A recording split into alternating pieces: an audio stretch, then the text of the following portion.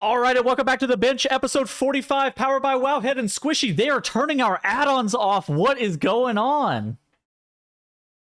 Big W, in my opinion. Oh. Starting off with the hot takes right away. All right, 2 minutes in, you're already actually not even 2 minutes, 25 seconds in, and you're already riling up the comment section. And Growl has been getting after it with the Hikili helper. Looking at Growl shots, getting after Hikili. How have you been, buddy? Good, man. You know, just embracing the new way WoW will be soon. You know, we have the rotation helper, we have the one button rotation, and that's it. Then no Omni CD, no party frames, no any other add-ons in the game, just those. Yeah, been very funny watching you actually play with this rotation helper on all of these different specs. Are you making a video out of this? Like, what is actually your end goal? It may happen eventually. For now, I'm more just learning, like trying to understand how it works and what it feels like to play, and you know what the result is. And will I learn the rotation eventually? Do I learn anything? Like, how does it feel? How do people interact with me in keys when I'm playing one button ret? Just seeing what it's going to be like, you know. All right. So Squishy alluded to it earlier, but today, this week, we got visions and corruption to talk about. We have the Addon Purge, and then we have PTR testing and like random other miscellaneous topics. Squishy, why don't you break it down? What's actually going on with add-ons? Because I think a lot of people saw some of the headlines that were being posted about the potential Addon Purge and did not read the PC Gamer article at all. So this was an interview with Ian Hazzikostas by PC Gamer, and actually didn't provide that much new information. It's just very specific points that were outraged to a lot of people. I just feel like a lot of people didn't actually know what was coming. And this isn't like coming in 2 weeks or even the next major patch in Season 3. This is like midnight or beyond, where Blizzard wants to make sure that they are building their own version of add-ons first, of popular add-ons like Hikili, damage meters, DBM, and then eventually remove a lot of add-ons and computational add-ons from raiding in dungeons. But specifically, what a lot of people latched onto this time was Ian kind of announced that things like heal prediction, and tracking the cooldown management of your party or raid is probably not going to be allowed. And to a lot of people, this is a big deal. Mm-hmm. Okay, so kind of try to explain why you stated you thought this is a good change, but then also kind of try to explain the alternate side here where some people are pretty upset, because I've seen some tweets that people are like, yeah, I'm going to quit the game if they go through with this. I could really only speak from my side. Okay. I don't see a reason to track your group's cooldowns in 90% of cases. I feel like the majority of people who have Omni CD and track their group's cooldowns don't fucking look at it or don't use it. And it's just there. That's true. Based in true. Let's be honest. Yeah, we saw your guys' videos. We see you play. We're in Group Finder, okay? Like, I review people's keys. I watch people play. Like, I get it. You put Omni CD on your screen. You downloaded Dorky's UI pack, and you see all the defensives. You're not dorky. You don't pay attention. You don't change your decisions. However, there's still more to it, right? Yeah, I mean, like that's at a baseline. Like, I think you don't need to track offensive and defensive cooldowns like 90% of the time. There are some people who it's really good for. Obviously, race to world first, if you're 21st manning or you are the raid leader, there is probably some cases. But I'm pretty sure if you removed the cooldown trackers on most people, they wouldn't notice, or no functional change. But I think the big one for a lot of people is the kick trackers. Is that right? Yeah, I think that's pretty reasonable. I've also seen, I'm really interested in Growl's opinion on this. I've seen some kind of discourse talking about healers being able to track tanks defensives, particularly say you're playing with like a protection warrior, not being able to track wall charges or last stand available or shield block and stuff like that is actually, going to make it more difficult to be able to track and see when you're supposed to be pressing like pain suppression or iron bark on them. I mean, Growl, what do you think about that kind of rhetoric? Because I think that's something that's been pretty commonly stated by some healers. Yeah, so we're about 3 minutes into the episode, so it's about time for my first crash out. And here's the thing, okay? So everyone's up in arms People are looking at these details. Oh no, there's no Omni CD. They said this and that. Okay, let's take a step back. PC Gamer and online gamer news sites are the biggest stinking piles of dog shit with absolutely no journalistic integrity whatsoever on any of these subjects, okay? Like, the chance that the person who wrote this article has any idea about Mythic Plus or knows what shield block is or knows anything about anything is like infinitesimal, right?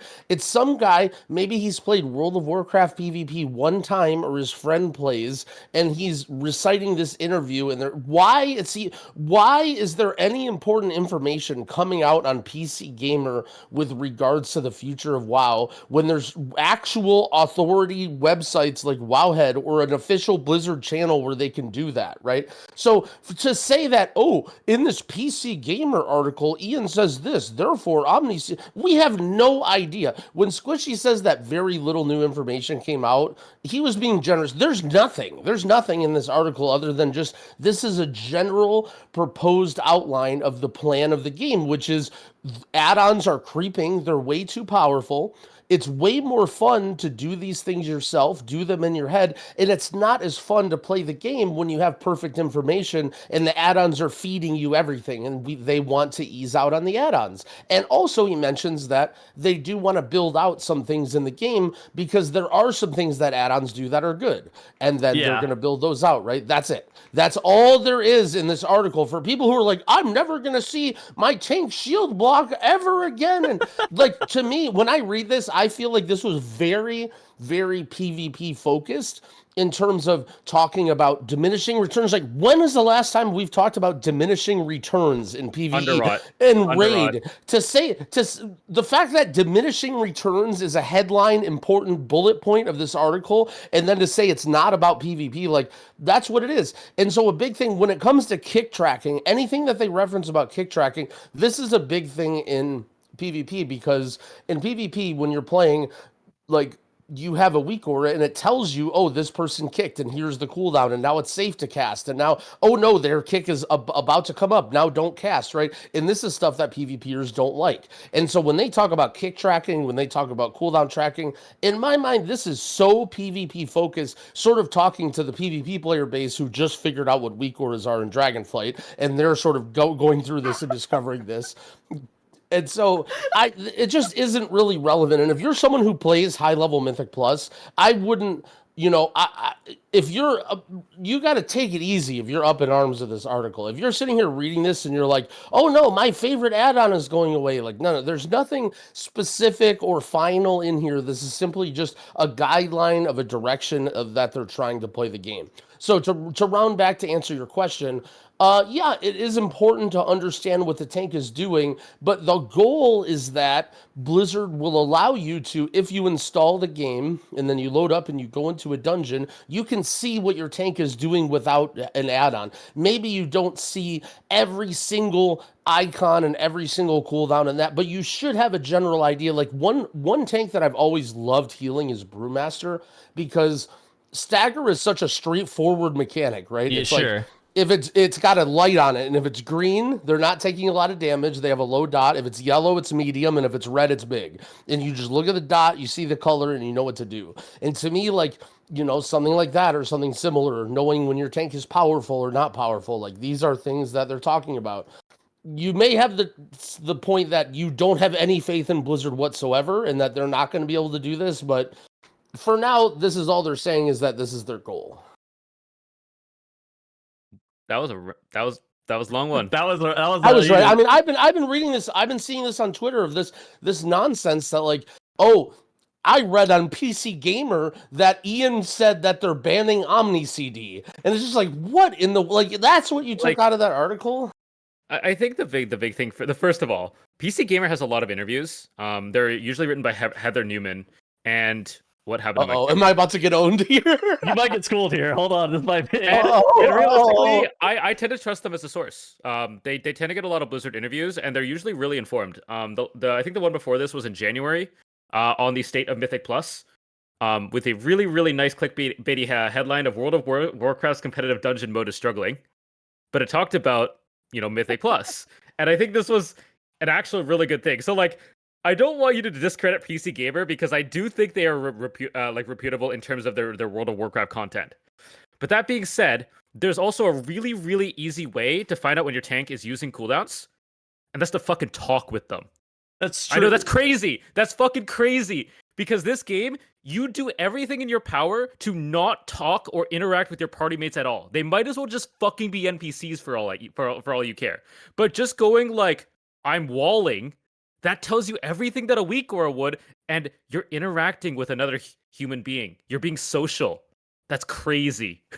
Well, yeah, so this is in a bold move here. This is what, so to talk about this, right? To go back to what I said and this has been parroted a lot, this idea that the add-ons telling you the perfect information is not fun, right? Getting fed the information by the add-ons is not fun. Then the question is, what is fun? And then, a lot of people who have played MMOs or played RPGs or team games would tell you that, well, maybe that communication or that back and forth of that interaction of what's going on is fun. And then that's where people go, okay, maybe I want the add-on to give me perfect information again. If I have to get in a Discord call and talk to people, maybe this isn't so good. So I think that this is where the root of people's fears is like, when they say, "Oh, I'm quitting," if this goes through, this is really sort of what they're saying is like they're worried that they're going to have to communicate and work together as people, and they're not going to be able to ram their head into LFG and sign up for a key that's scored for them, and then deplete on the first pull and say GG and then leave. Now, to be fair, there are some things that you can do with interrupts. A lot of the interrupts have an animation. I'm pretty sure you could identify when Mind Freeze is cast based on the animation. And Sheer, there's a couple that you can. Yeah, like a lot of them you can. Pummel, you'd have to look at the character animation. That's a little harder. Or casters, you'd probably like. I know the Warlock. What is it? Fell Hunter kick. That makes a very distinct like sound. Mm-hmm. Like there's ways to do it, and this will be just something that players have to learn. And I would argue that it is a skill set that could replace some of the more difficult mechanics that are currently in. Instead of doing 5 kicks in a perfect kick rotation, if you have to kind of figure out who is kicking 2 kicks, that's a lot easier. You can, the Warlock kicks on cooldown, I heard it go off. Or something like that. I think that's just a different skill set, and people are scared that, they're going to have to adapt. So there's some fear there. There's a couple things here. First and foremost, talking about the skill stuff. I mean, I had a conversation with Evade, and I think it had to be back in Shadowlands. So I did some research for this. I was looking back in like Legion and BFA at the amount of CC that was actually being implemented on a per pack basis. And hold on, give me 1 second. Squishy's POV is going to go away. Let me see. Let me pull up this graphic here. So Sense sent me this graphic. And if you take a look, you can actually see the amount of CC and interrupts total that was cast in Legion dungeons versus War Within dungeons, and it is orders of magnitude more. Obviously, there's obviously no correction for timer. So a dungeon like, of course, Arcway that was a 45-minute timer. Gonna be ridiculous. But at the same point, I mean, just looking at the amount of CC and interrupts that have to be pressed in each and every single dungeon that you have currently in this current expansion, I'm not super shocked that Blizzard states in interviews, but I mean, this isn't, the PC Gamer interview is not exactly news. I think that everything that they stated with the Max and Dratnus interview a couple weeks ago. But I think that there's kind of this middle ground where, of course, you can actually remove a lot of these interrupts that are required. And then if you have people with imperfect information all the time, then you can kind of allow player skill to be at the forefront of what's going on. And I mean, circling back to this conversation that I had with Evade back in Shadowlands, he was kind of talking about the arms race that Weakauras and Addons were having on player skill, where it was no longer, I mean, there was some player skill into creating the best UI for yourself then, and less about like your own individual play, and it was more about just making sure that you always had perfect knowledge for each and every single situation, and less about your own individual like GCDs pressed. And it's kind of this weird decision point. Now I've seen some people being like, yeah, well, now we're gonna go back to classic, but I think that there's like a middle ground between what we have currently and classic, right? Where I think that Legion and BFA had a decent amount of mob complexity, but not, hold on, 240 interrupts total required for a Priory the Sacred Flame. Is that not ridiculous? Priory's tough. I think everybody this season, like if you're, whether you're pugging, you're playing with a group, you're doing whatever, dude, Priory is tough. Like there are so many casters and so much going on in every poll. Mm-hmm. I think that's what that shows you how much visual design can carry a dungeon. I honestly think that's the only reason that it was voted through, because it looks cool. So one thing I actually didn't really love about the Ian Hazzikostas interview, and I mean, I think that most of the stuff made sense, but they were talking about buff and debuff tracking and conditionals with customization of nameplates, where they were basically, this is like the TLDR, they said that you weren't going to be able to change the way that nameplates look based on statuses, where like, for example, if you don't have dots on a mob, you can't change the color. If it starts casting set ability, you can't turn it from like blue to red, stuff like that. We don't know exactly how far they're going to go with that kind of stuff yet, because they haven't really announced it. But that kind of was like a red flag for me. And then starting to talk about the buff and debuff tracking. Squishy, can you explain exactly what they mean whenever they're talking about enemy buff and debuff tracking? Because I feel like it's really open-ended, and he doesn't exactly explain what's happening with the buff and debuff tracking. That was just referencing nameplates, unless you're talking about something else. I think there was other stuff about specific. Yeah, incoming heals will no longer be trackable, nor will specialized buffs or debuffs. Does that mean that you can't track it on party frames? What exactly does that even mean? To my understanding, and this could be wrong, is stuff like glows, but I'm not exactly sure.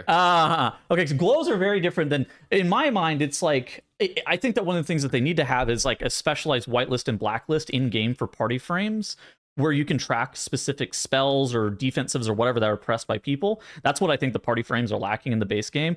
But this read to me like you weren't going to be able to track specific buffs or debuffs at all, but it's possible. I mean, specialized, like there's a way that's worded that where it's like you can't track the important mechanic on the boss fight and who has that, and ignore like Bomb Voyage on the first boss of Vexy. Like that debuff does not matter, and it always shows up on default raid frames. Yeah.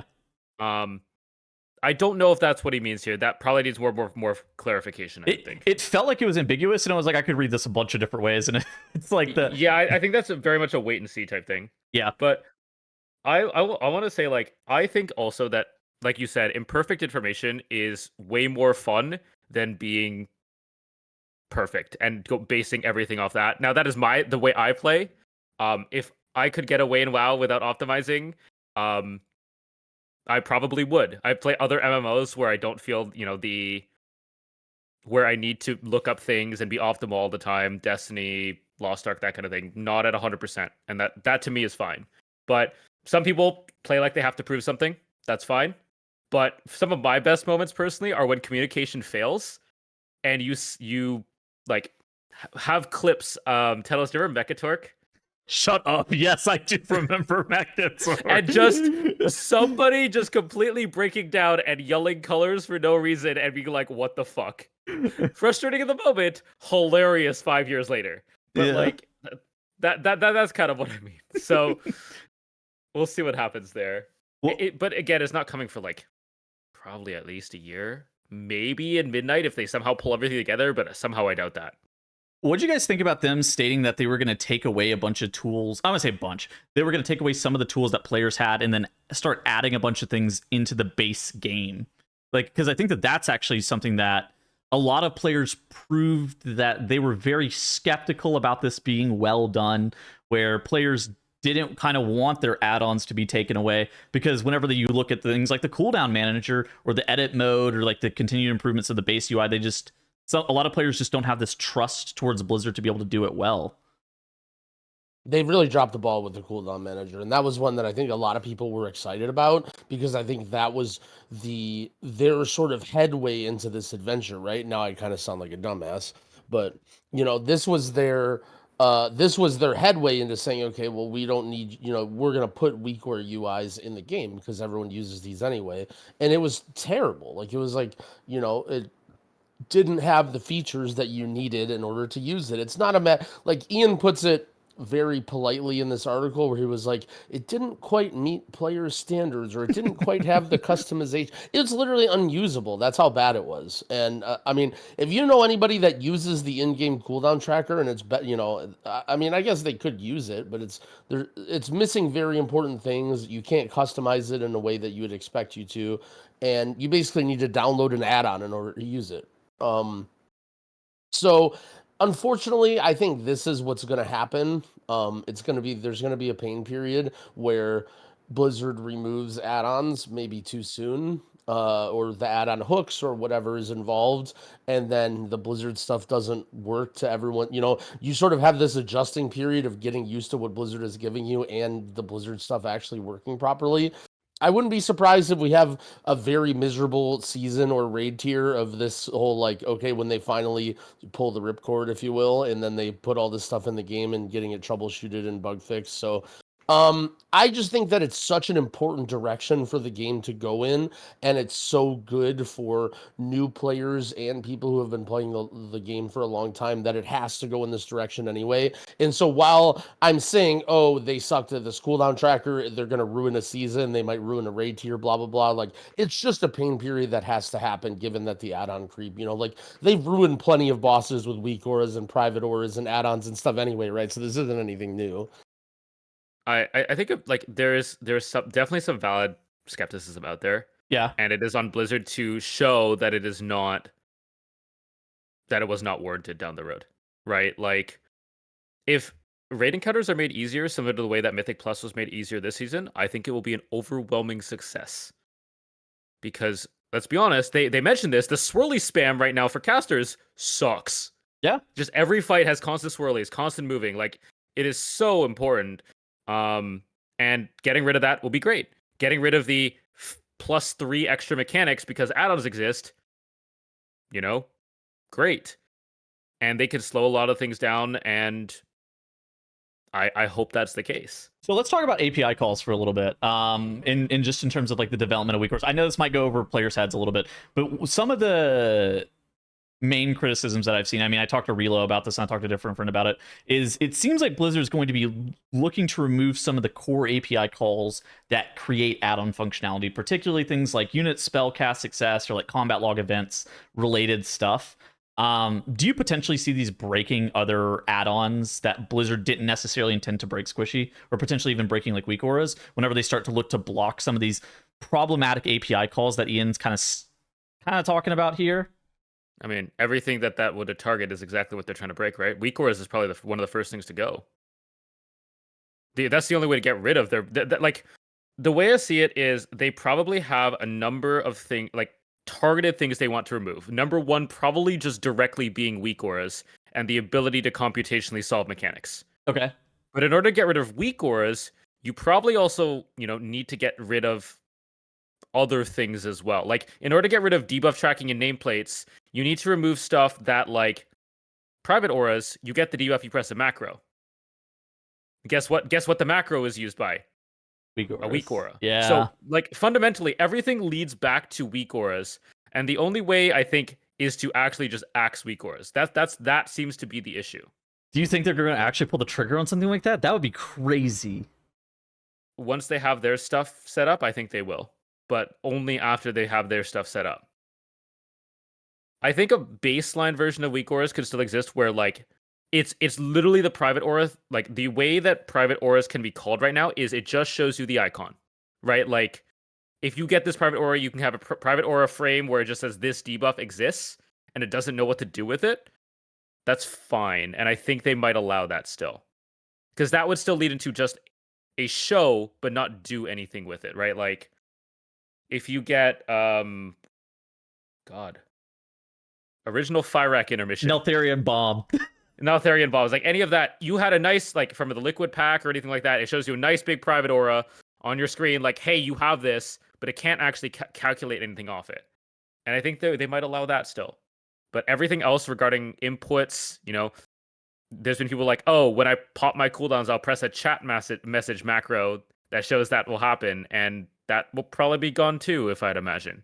Do you think there could be potential workarounds for this? Like, say you were like, I interrupted, and then you use a Weakaura to read that out of stage chat. What about potentially like out of game overlays that read stuff like that as well? I have too much to say on this, but all right, fire away. Growl, do you want to go first, or?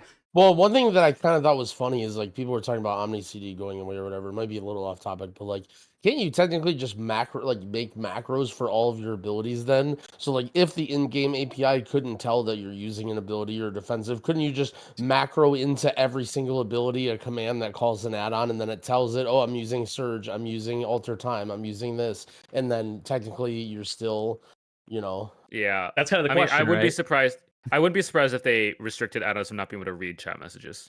Yeah, Like, that's kind of that's that was probably- my first. That was one of my first thoughts too when I saw Yeah. that. Which good for the crafting cartels too. Screw those guys.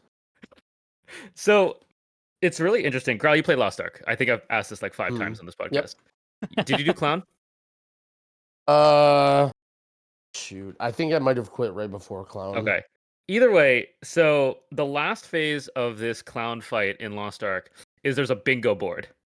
And there you basically get a bomb and it flips tiles based on where you like it basically there's set spots to where you want to drop a bomb, so it flips tiles in a certain way. And you need to create bingos. So if you put a bomb, it and all the other tiles around it flip. And you need to create a bingo with flipped tiles. You could do it by hand. But the boss is also doing it, with other mechanics at the same time that you have to dodge and do stuff with.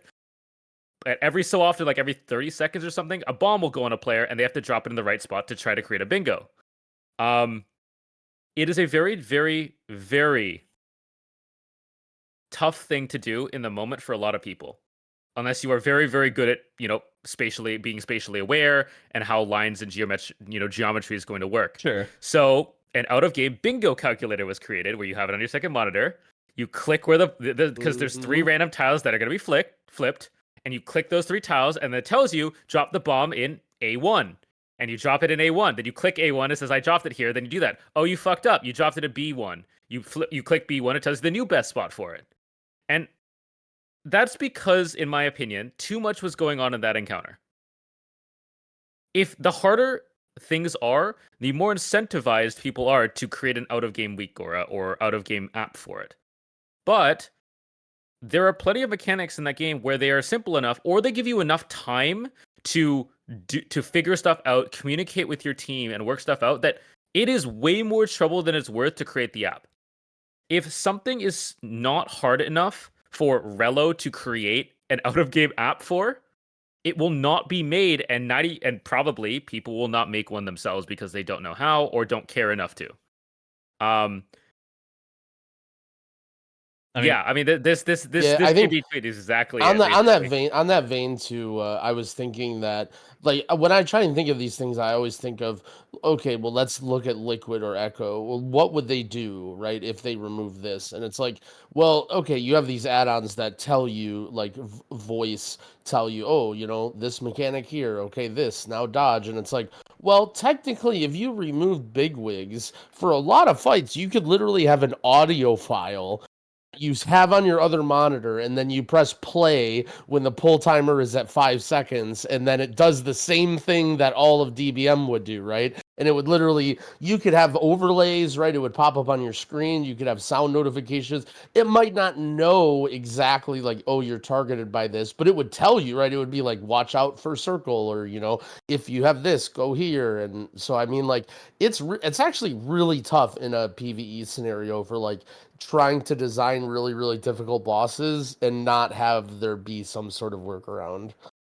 I agree. I think that part of this interview that was actually the most interesting to me was Ian being very candid about player success rates, particularly for Mythic Plus dungeons at specific levels, and success rates based on AOTC and cutting edge kills was fairly consistent to where they have been a few years ago. And then reading that, he's talking about then, like, in terms of difficulty, players are completing the raids and the dungeons at similar levels that they were in the past, but the complexity of the fights is actually much higher whenever you're actually doing the encounters. And so with that being the case, I kind of tend to agree with what he was saying in this interview, where it's like, we think that players probably would benefit from a less sophisticated, like, couple of systems that we're dealing, but the players themselves have become a little bit more sophisticated. But if you give them less perfect information, maybe it could just make the game better. Because I think that this season was much better than Season 1 of War Within because the dungeons were easier, just straight up. Yep.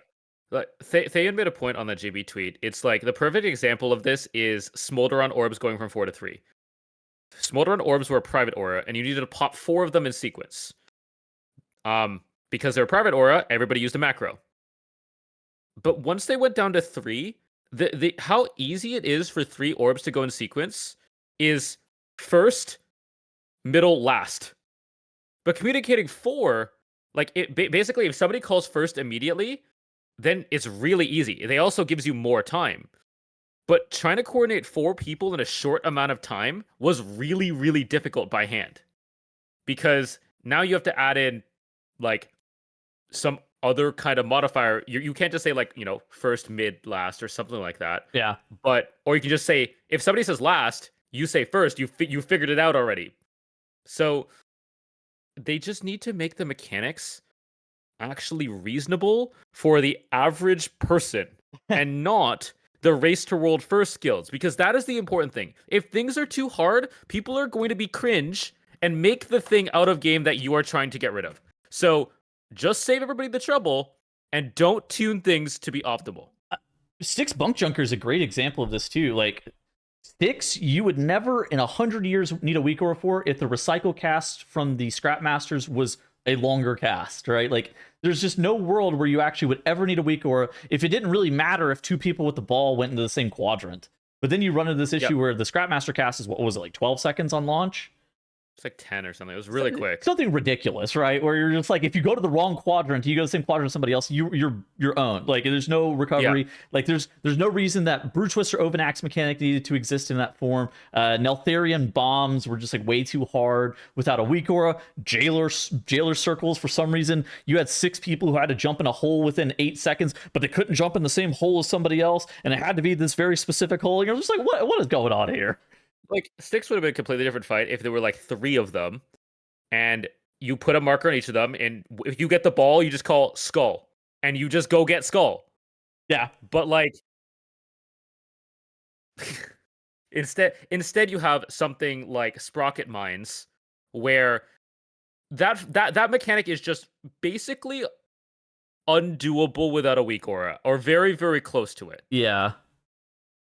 One of the things that I noticed as well, whenever I was reading this interview, like, something that like really came to my mind a lot is Blizzard has now more than ever started doing these 20-player mechanics where everybody has to participate in some capacity, but it's RNG as to when and where you actually have to participate. Like, think about Sprocketmonger soaking the mines. You don't really know when you're going to need to participate. Same thing with like the 6 balls. You don't really know whenever you're going to need to participate. But in the past, it was like you could actually assign people to specific jobs, and now that's just like not really a thing. Now everybody has to do every single job. Like, the only fight that I can really think of that people are doing jobs, at least in this tier, is One-Armed Bandit coins. I mean, I guess you could say the Mugsy jails, but like I don't know if I classify that as necessarily a job. That's just like part of the boss, but like, it's very rare. Growl, I have a question for you. Do you like the way healer cooldowns for raid currently are? Where you just make a list before raid, and then it just tells you, ramp now, and you just ramp.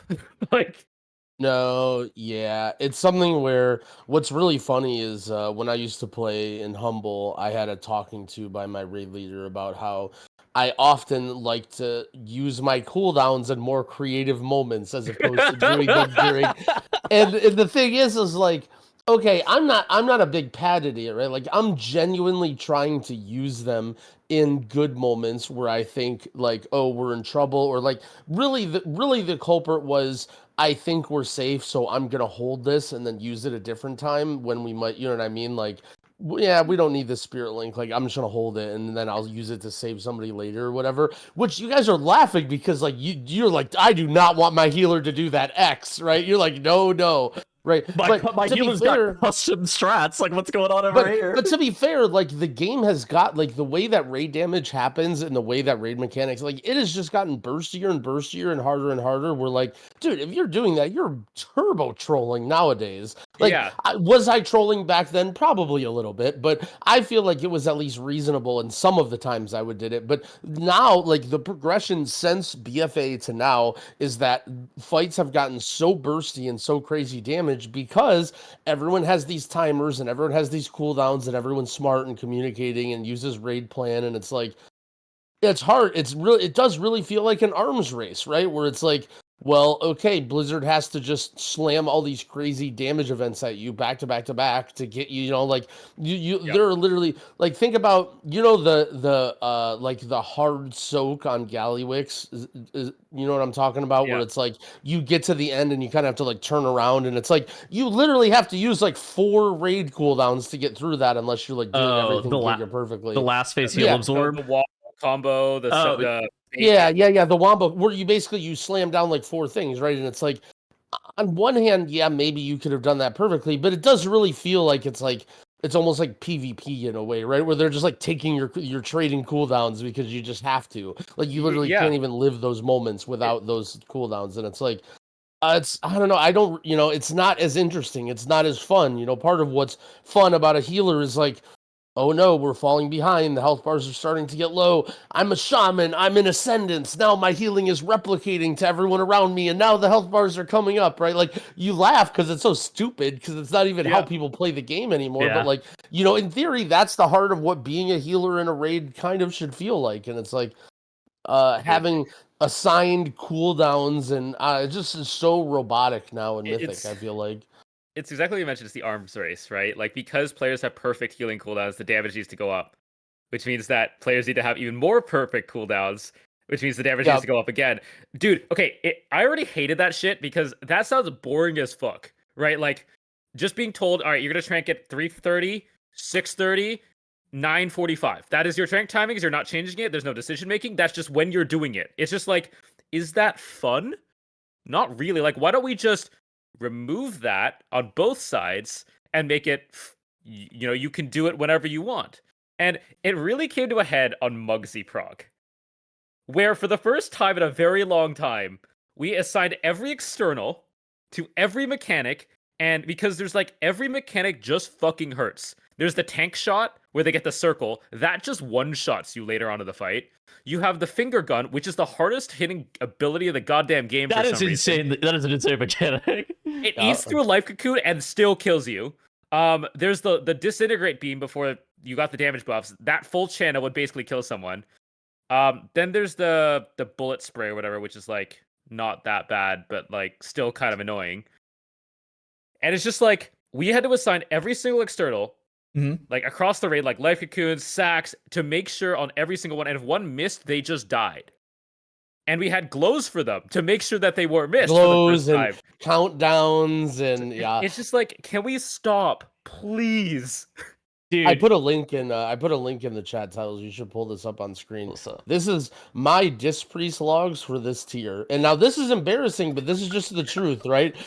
Okay, so I'm a person, right? First of all, our guild is not the greatest guild, so we take lots of pulls on bosses, so I have lots of time to practice the bosses. I look up on logs before we start a boss what times the best priests are ramping, when they're ramping, what builds they're using, what cooldowns they're using. And my average parse is a 41. Like, dude, healing and like this sort of stuff is so hard and so precise now. Like, I'm not trying to say I'm the best, but like, people in the comments are talking about how I treat WoW like I'm a job and I'm the sweatiest, nerdiest person ever. Like, dude, everyone else is better than me, man. Like, these people are, the way that you have to do this raid healing cooldown management stuff is like so precise and so crazy. Like, obviously there's like some nerf stuff in there where like, the bosses got heavily nerfed and we didn't fight those, and so blah, blah, blah. But, hopefully I just want to put that into perspective for people that like, dude, I can't even do this. Like, I'm gray parsing on these bosses. That's how hard they are. Like, Growl the Gray. It's crazy. Dude, I would, like, I know this is stupid, but I bet my Arcane Mage parses would be better than my Disc Priest parses. If I was to do all the bosses right now in Arcane, I only have some of them done, but that's how difficult and like precise I think healing is right now. Also, healing parses are a meme. Healing parses are way different than DPS. Something I want to say, you guys were talking about the arms race a little bit in terms of like healing and like healing assignments and stuff like that. It's the exact same thing as CC and Mythic Plus. And I mean, I wish that they would remove the amount of CC in Mythic Plus. Just for example, let me explain to you in a 12-second or a 12-step annotation what exactly you do as you walk up to a pack of trash in any given dungeon. What you first do is you use your Demon Hunter, your Death Knight, and your Mage. They press Interrupt on the pack. Then what you'll do is you will press Sigil of Chains into Solar Beam. This is great. We lock the mobs out for 8 seconds. Then your Demon Hunter will press Chaos Nova into Sigil of Misery. Then we'll do a round of kicks again. After this round of kicks, we will press the Silent Sigil. Fantastic. After the Silent Sigil, then we will press Blinding Sleet into double Druid stops, Incapacitating Roar, and Typhoon. Then after this, we'll press double Mage stops, Supernova, and Blast Wave. And then after this, we will go ahead and press Priest Fear. What in the world are we doing? What are we doing? And we have this, and we're using problem. these other stops that we're not even leaking that we have secretly that we're using. I mean, okay, so I'm gonna pose this question back to you because I was thinking about this. Maybe we're gonna get off topic. Actually, let me. Before we get too off topic, I want to create an addendum to my previous statement. So I want to officially make an apology to Heather Newman of PC Gamer. My rant about the integrity of game journalism was more towards the general industry and not towards you or PC Gamer specifically. After further research, I find that not only do you play WoW currently, but you also have all-time dungeons at 10, and you've been playing the game longer than me, and you've also played other games competitively, such as Halo. And so I apologize that comment was not directed towards you or PC Gamer specifically. It was simply just the state of the current world that we live in. Anyway, stop. So I want to like right after there. Like, are we just gonna cut that? Don't edit that out, by the way. I see you editing out my rants. I see you editing out my rants. Dude, okay? I know that Squish and I were just sitting there when you started that rant. We were both just like, what is he going on about? No. Even better, you do the freeze frame and like cut that part and just freeze frame Growl's apology and then just continue on after. But I'm sure, whatever it is, I'm sure the people will be laughing about it anyway. Hopefully, nobody that deserves to will be upset. But what I wanted to say is, so talking about the idea of stops and like, so I feel like after playing the game this season, people are just way too good at Mythic Plus. And so the reason that you're doing these stops is because you're pulling huge, and the reason that the gathers are so crazy and the stops are so crazy is because you're pulling 7 different packs together. And like you go into a random 15 Priory or 14 Priory and you're taking links Yoda's super expert mega route and it has 17 casters in the first pull. And it's like, I don't know if Blizzard intended for this. Like, you know, to say that this pull needs a CC rotation, like, I mean, it doesn't need a CC rotation, but if you're pulling 7 packs and then doing a CC rotation, you're going to beat a team that isn't. You know what I'm saying? Like, how do they make it simple? Because if you remove these casters, like, okay, there was some, for instance, Grim Batol last season, right? There was 1 pack that had the 1 Molten guy and then 3 guys that would chain cast. That was obnoxious, right? That was too much. There were the guys that would put the curses, that each one of them would put 2 curses out on different party members. Right? They also spam bolt. Yeah. So there. I'm not saying there hasn't been egregious things in the past, but thinking about the 2 that come to me that really necessary are Floodgate and Priory. But like, in theory, if you're not pulling 5 packs at once, you don't need to do those CC chains, right? How do you make simple packs that don't require CC chains? You make less caster heavy mechanics. But people will just keep pulling bigger. What is like, if you remove my argument was that if you took half the casters away at the start of Priory, Yoda would just pull 3 more packs. And he would just pull 8 packs instead of 5, and then it would need a CC rotation. Right? Am I wrong? Like, it just seems like I don't like. I guess I can't really find a solution here because they should definitely get rid of the problematic, like, 1 pack of mobs has 3 casters in it, but I feel like the way people are playing, the reason that it requires a Moonkin and a Demon Hunter in this is because you're pulling 20 mobs, you know, and 7 of them are casters. Like, I don't think Blizzard intended this. Like, this isn't what the dungeon was made to. I mean, obviously the dungeon is made to do whatever, but I don't know. I guess you get what I'm saying. I'm just interested in your guys' thoughts. I think the thing to note is this is a high key problem. This is not like. It was definitely a problem last season in your weekly 10s and your 12s because of stuff like the Grim Batol packs. But this season, if you're like double pulling, that's common in and pretty chill in most dungeons. Like I think the highest is probably like the rookery pulls where you take that triple pack of Sure, yep. that or like The Thunders. a triple kick, yeah, the Thunderers, or like a triple kick in a Cinder Brew. But like this season, that is absolutely a high key problem because you're up against the timer because of an infinite scaling system. For most people, I don't think stops is that much of an issue this season. Well, at the same point, like, isn't the removal of Omni CD only aimed at the high keys? I mean, if we use that logic, like, the only people who are using Omni CD anyways are the high key players. Why are you removing it? Sure. I mean, I think that's fair. I don't know. But I think that the real answer is to reduce the amount of CC and, you know, adjust the amount of casters that are in dungeons just in general. I would also be, this might be controversial, I would be down to remove healer kicks again. Well, hold on. If they also appropriately then started tailoring and cutting back on the amount of casters that are in packs. Like, I don't really mind healers not having to kick, assuming that I don't need my healer to kick to be able to even do the dungeon, right? So I actually agree. I think that's a great take. I think disarming the players in terms of how many stops you have, they need to be careful because, you know, if they remove all the AoE stops that you have, but then Demon Hunter still has Silent Sigil and Boomkin still has Beam, and then Shaman happens to still have Knock Up and Cap Totem, then it like, you know, okay, well now this is the best comp ever because you can pull bigger than any other comp. So they have to be careful here, but Sure. I think that's actually a great take in that, well, if players don't have these huge AoE stops, then like you're more limited towards your single target stops and your kicks, I guess. And also I agree with Squishy that and I'm glad that he said that because it is sort of a high key problem, right? And I do want to stress that if there's something that's only really a problem in like 15s, 16s and beyond, it's not really, you know, is that really, it's Is that sort a of, problem? it's very low priority. And I think, and I want to stress this because I think some people get me wrong here.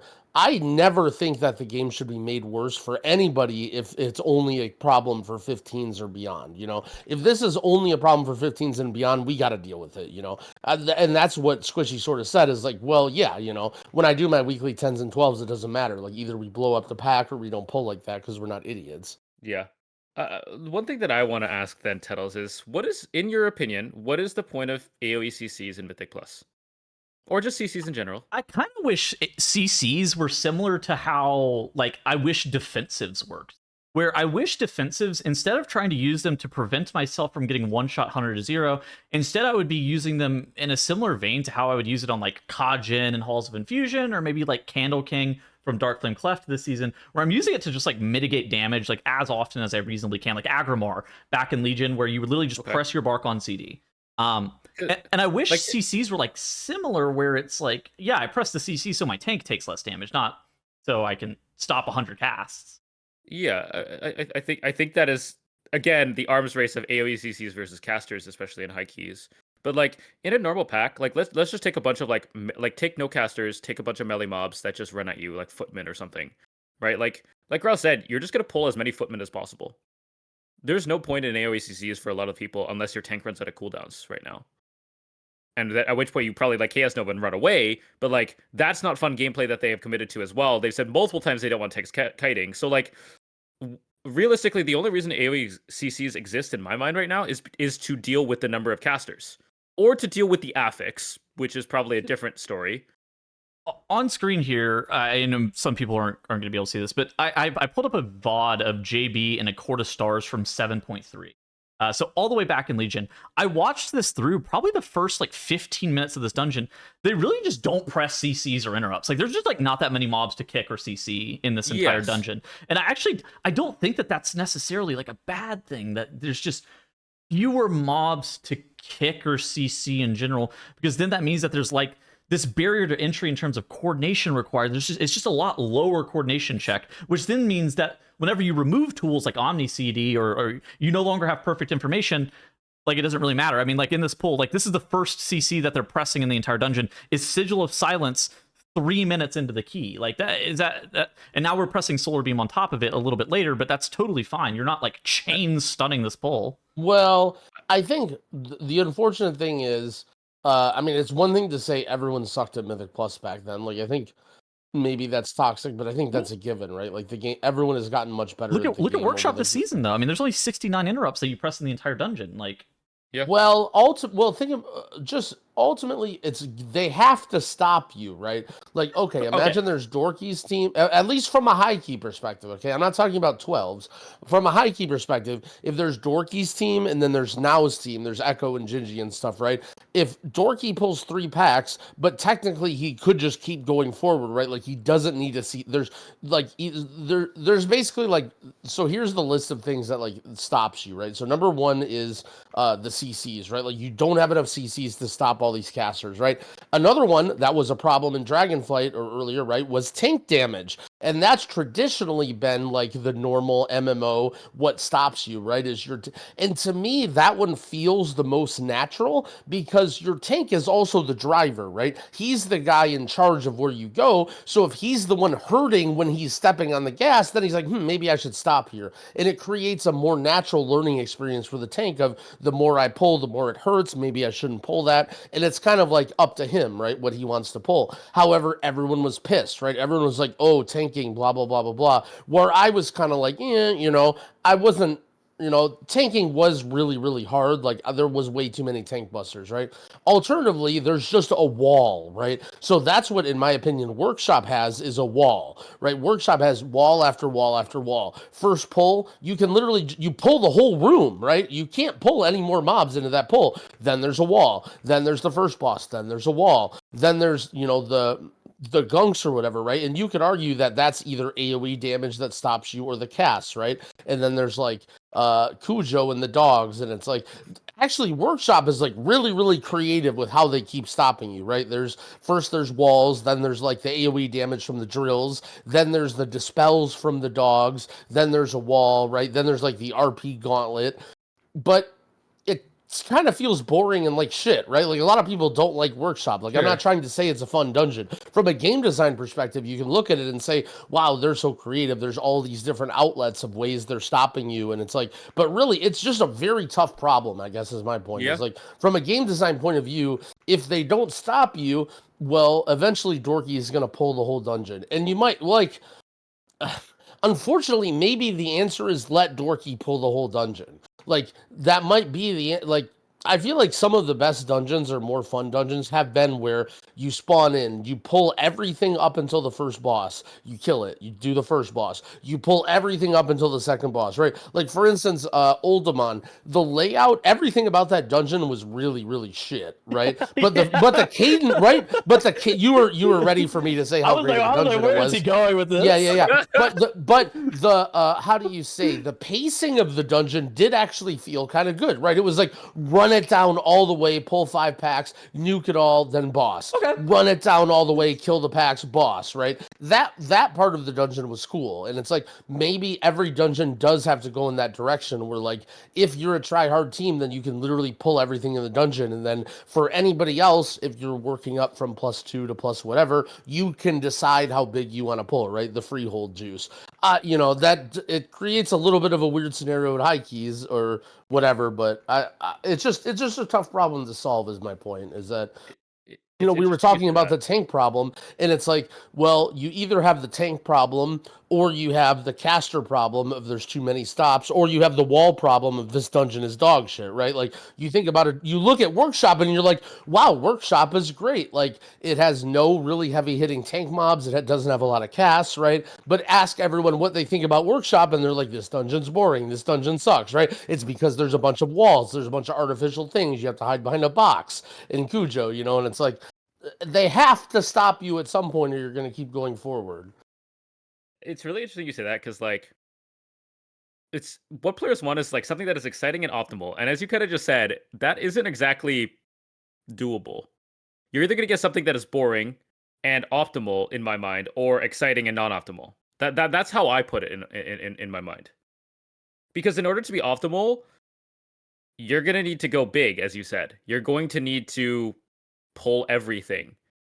But in a way, that's probably just going to lead to a bunch of frustration from people overpulling. Like, I actually think that's worse for the game because the number of people that try MDI strats after like an MDI cup or something like Oh, that. even on Priory LFG. is rough. Yeah, Priory. Yeah, is rough. after watching MDI Priory, I've heard stories of LFG Priories, and it does not sound fun. Well, I mean, at the same time, Priory as well is like it was just like landmine mobs that you have to really worry about. But then you're adding yeah, you could make the argument that's the problem. Is a lot of these times you could go back to tuning as an argument, right? Like that was one thing when I had what little time I was able to give feedback on the game. That's one thing that they always push back on me on when I was like, I don't like the design of this, and they're like, well, if you just made the shield less, it would be fine. If you just made the damage less, it would be fine. Like, well, yeah. Technically, you can tune your way out of anything, and so tuning does have a big say in it. It's like Sacred Toll or whatever, Divine Toll. You know the Paladins and Priory. Sacred Toll, you were right. Yeah. I always thought they were going to nerf that, and I realized at some point that if they nerfed, you were just going to pull another Paladin into the pack. Exactly right. Yeah, Like- that's sort of like- what I'm saying. Yeah. It's like it hits hard, and if they nerf it by like 10%, you just add another Paladin, and it's probably about the same because they have anti-sync tech. Like nothing changes. Okay. Yeah. And so it's just like there's only so much they can do because of how much players want to be optimal and how much players want to go big. Because all they do when they nerf something is just make people pull bigger unless you stop them. But I like to pull it back, I think casts need to go down. But I don't think AoE stops will ever go down. And the reason is solo content. Delves and open world content. People love their utility. They have been on record in an interview saying how they're not willing to nerf the defenses right now because of delves. Yeah.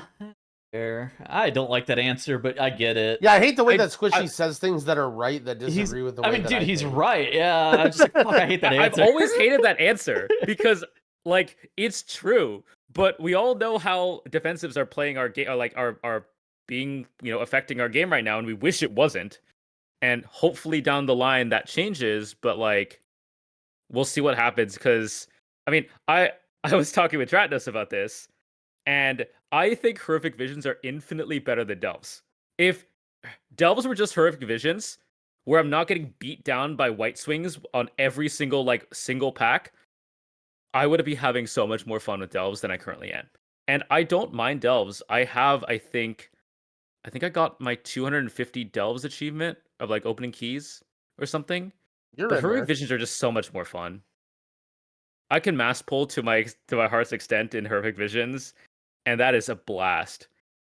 But delves are just a slog.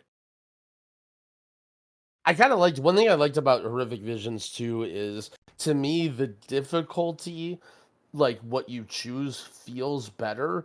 Like, at least if I remember, with horrific visions, if you turn the difficulty way up, you get the achievements and like maybe you get more mementos or whatever. But ultimately, like, you don't even have to play with a bunch of masks and stuff, right? Like, you can just sort of do everything normally, or like one mask or like whatever. And so you sort of pick, do I want it to force me to go fast, blah, blah, blah. Where delves, it feels like a lot more of a, you have this hard wall of like, okay, I'm doing it at this level and I have to do it for this reward. And there's not a timer. Why? If Horrific Visions launched at the start of a season with real gear rewards, everybody would be required to turn on all the masks. And this. Well, no, that's what I'm saying though. That's why I like it though. Is that so it's fun because it released later. Well, it's fun because I guess it's fun because the rewards aren't gated behind making it very difficult, or rather, it's a okay. Let me try and word it. It's not about how hard the current run is, it's about the time that you spend. So like in Visions, if you do 5 masks, you get like way more mementos and you can unlock everything way faster. But you can still get everything out of Visions by doing like 1 mask or whatever. It just takes you way longer, right? Whereas Delves, you can't just spam +2 Delves and chill and then get all the rewards. You have to go up and do the required difficulty, the 8s level. or whatever. Does that make sense? Yeah. And I do agree with you that if there was, like, for instance, in BFA, I guess, right, at the beginning of the season, you did need to do a 5 mask, right, to get the highest level, item level, corrupted piece, right? So if that was the case, yes, that doesn't go with my point. But my point more so was that I like the time versus difficulty trade-off of it's not about can you do the most difficult solo content. It's like if you do the difficult one, you save a bunch of time, but you can just grind it out and spend your time and not worry about it. I mean, okay, what if I told you that 5 mass drops Hero 4 6 gear, Uh, and 8 mask drops 6 Gilded Crest? oh, Gilded Crest. Per run, to be clear, as far as I know, there is no locket on this. So if you could do an 8 mass clear, you can farm Gilded Crest from Horrific Visions. Does that change your opinion now? We can't get 8 mask yet. That's available today by the time you're watching this. Oh, okay, yeah. Oh, yeah, I said next week, but it's tomorrow. Yeah. No, but only because that stuff is gettable through other means. But if there Okay. was any unique reward that you couldn't get otherwise that was player power, then yeah, that would immediately change my answer. Okay. You know, if you needed to do an 8 mask to get a double enchant or whatever and no one else could get it, then yeah, that would change my answer for sure. Okay. Fair enough. All right, so talking about visions a little bit more. How have you guys actually felt about visions? So, I mean, we kind of talked about them very briefly last week about what we kind of expected them to be. We kind of talked about them potentially being like cheap entertainment. We didn't expect them to necessarily be too terribly fun. Having them come out and, you know, basically with the 0 mask or the 1 mask, you just like blast through the mobs and they have 0 HP. Some people seem to have a pretty significant challenge, particularly on last reset, where you were doing the visions for an extended period of time whenever you're trying to do the 5 mask. I've heard people having like a pretty decent amount of fun trying to grind that 5 mask, especially with week 1, with all of the unlocks that you end up having. How have you guys felt about visions so far? I think they're great. I think that visions, like, okay, a lot of people might have negative response to this, but I think this is absolutely perfectly something that Blizzard needed to do, is that reuse old content. We're not saying this visions is going to be some patch long great thing to do, right? It's just a fun little thing. It might keep only you busy for a day. Maybe you decide to unlock everything and it keeps you busy for a week. And it's simply just something that Blizzard can scrap together old content, keep people busy in between patches, and I think they hit the mark perfectly with it. I played it for, I would say I've played roughly 3 hours of Visions, in the sense that I leveled up from the beginning all the way to the cap. I did whatever, like a 3 mask clear, I think. I didn't go for 5 mask, and then I got like the mounts and whatever the available challenges and unlocks were, and then I was done. And it's like, as long as this isn't a substitute for other more important content, I think this is great. I think they should constantly be throwing in these old fun things that people liked. Yeah. I mean, I had a blast with it. I think doing a 5 mask this week was honestly a really tough like solo challenge. And I'm really glad they kind of added that in for people, because it actually, like, it required a lot of optimization. Like, if you like MDI style like routing and trying to figure out routes within a strict time frame and figuring out how to optimize your run to get it done within what is essentially a pretty strict 15-minute timer. Okay. I think you would have had a lot of fun this week. Now it's going to be it is no longer going to be the case, because you're going to get more sanity upgrades and stuff like that next week, which means that this benchmark is gone. But for this last week, a lot of people, I saw Reddit threads being like, I just did a 5 mask. I feel really good. Like, there was a sense of achievement for people who try to do a 5 mask. And I thought that was really cool. Because it brings a lot of that, right? Like, it brings a lot of those elements that, if you're somebody who listens to us and you only do 12 keys and you think that I'm a complete idiot when I'm talking about Dorky pulling 7 packs and things needing to stop you, and you're just like, why does this stupid cat fucking keep putting stuff in my game that makes it harder, right? Go into Visions and try it for yourself, right? Like, if you're somebody who only did, the bare minimum, try to go up to 5 masks and start thinking about these things of like, okay, you pull the first pack. Well, why don't you pull the second pack? Like, how can you skip that pack? Did you need to fight that pack? Can you pull 3 packs? And it's actually pretty fun, right? Like, it's very, very interesting to think about. And the nice thing about Visions is you can do it completely by yourself. The 2 big misses for Visions, one, the time gating cosmetic stuff, by the time of this release, that mostly got fixed. There's not, the time gating stuff is whatever. It's not really that big of a deal now. The other thing is the what is the and I might be totally wrong about this, but the like NPC or whatever that you get that helps you. Oh yeah. So you get an NPC that you could add to your party, similar to Bran and Delves. And when you add the NPC, it makes everything harder, as if you had another player. And this guy was like the complete biggest idiot, moron, nothing. And I don't like. We just literally would rather play without a healer in our party than put this thing in. Yeah, I make sure you're not using this if using solo. But honestly, this is probably a hot take. The time getting of the talent tree was probably really good for the game because it created a very unique experience for a lot of people without too harshly affecting others. Once you could actually buy the cosmetics week 1. Yeah, to me, it was like one of those things. It felt really weird releasing in the middle of a patch. I think that's like the only thing that to me caught me a little bit off guard. That you're actually just absolutely blasting through mobs on 0 mask, 1 mask, and potentially 2 mask runs, where you're just like, what? I'm literally just running through and dotting mobs, and they're just dying to my Moonfire, my Sunfire. That to me felt really strange.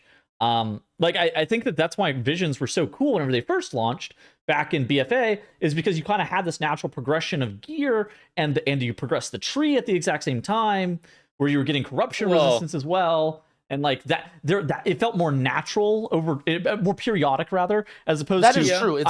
It's very hard for them to design it where they have to design it around Tettle's turbo boosted boomkin at 683, and then also like somebody who's just, hey, I'm gonna come back to the game and try this. My guy is 650. Yeah, that to me felt a little bit odd, but to play devil's advocate there, it also could have been almost perfect. Like, am I a fan of this? No. Like, let me be clear here. This probably should have released at the start of the start of the season, or sorry, the patch. Start of the patch. The time getting of this sucked. Oh, yeah, sure. Time getting the talent tree, like, I think worked, and releasing it after Turbo Boost kind of gave a lot of people just power, right? Like, you just got a lot of power from it, and instead of increasing both the amount of sanity, like time you have in and your sanity and your gear, the only week-to-week change is realistically at this point for a lot of people just the sanity, which is like a 1-factor scaling instead of a 2, which could be very interesting as well to see how people enjoy that. But it was kind of like a little mage tower. Like, I think there were a bunch of people who did Stormwind the first area. Like, rogues just stealth through a bunch of the mobs. They saved a lot of time for that. Good old Shroud tech from Mythic Plus. Me as a demon hunter, I pulled every single mob into one pull in that first area on 5 mass because I needed to. I couldn't skip. I'm not Night Elf, which means I pulled everything into one pull and AoE'd it all down. And I thought that was like the very difference in strategies. Now, the one thing I do want to point out, and why I say it's similar to Mythic Plus, is there were 3 new masks added in this compared to last time. Yeah. Do you know what those are, Tettles or Growl? I think I unlocked them, but I didn't do them at all. Okay. No, I have no idea. The first one might sound familiar, is when a mob dies, it gives every other mob a 15% damage buff that's nearby for 20 seconds. Does that sound familiar at all? No, never heard of that. Yeah. Oh, sorry. It's specifically killing enemies will bolster their nearby allies, increasing their damage by 15% for 20 seconds. This affects stacks to 10. Could sound familiar. That would be kind of interesting if they put that into Mythic Plus. Yeah. The second one is more enemies will be present throughout the horrific vision. Does that one sound familiar at all? That sounds like that could be maybe a Xalatoth's bargain affix. I mean, she spawns additional reinforcements to kind of help her out. That could be cool. That's literally teaming, bro. Yeah, I know it's teaming, man. You get the bit. Okay, well, the last one. Oh, wait, you guys are talking about Mythic Plus affixes. But yeah, so like they added bolstering, they added teaming, and the last one is just another elite mob. So that's fine. But we get to do 8 mask. I'm sure it'll be fun this week to do 8 mask. How do you get greater okay, so first off, do the greater enchants come out this next reset? Does anybody know? Go ask Blizzard. How do you get them? Do you know? Go ask Ian how the coast is. He'll probably give you an answer. Let me check. Hold on. I gotta issue a PC gamer here. Let me look at it. Does anybody know how you get the greater rituals? Like, there's a quest on the PTR. It was you got the lesser quest and the greater quest, but clearly the greater quest never showed up, which means it's time gated some duration. anyway. So, and then they cost 1,000 mementos. Or, like, do you have to do like a 5 mask or anything? I believe in order to unlock them, you just need to clear a bunch of areas, but I don't exactly. It's a quest of the last one, I believe. Okay, so you just like collect the black blood or whatever it was. Yeah, let's see here. Complete 8 lost area and chests, which is the hardest one. So for Stormwind, that was the Mage Tower and the Old Town. Okay. So you need to do 4 runs essentially. 4 full runs. That's not bad. I feel like it's just like hard to get information about some of the stuff sometimes. I'm just like, who even knows? I DM sang and I was like, when are greater corruptions come out? He goes, I don't know. How do you no one knows when. How do you not know? So he was probably next don't worry. week. In a month we get Dastardly Duos. Oh, the last drip-fed content of this patch. Dude, I've heard people saying negative things about Dastardly Duos, but whenever I saw it, it looked like the what was the stuff called in Orgrimmar where you would like queue it up? The brawls? Was that what they were called? I don't know what you're talking about. Let me think.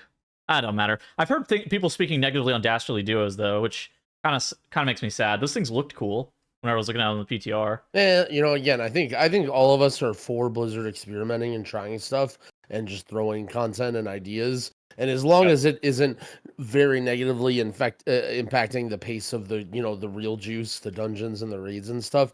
And to me, they released a new dungeon in the 2nd season, and it was already ready for Mythic Plus. And so to me, they're on par or ahead of normal schedule with releases. So I think I've heard.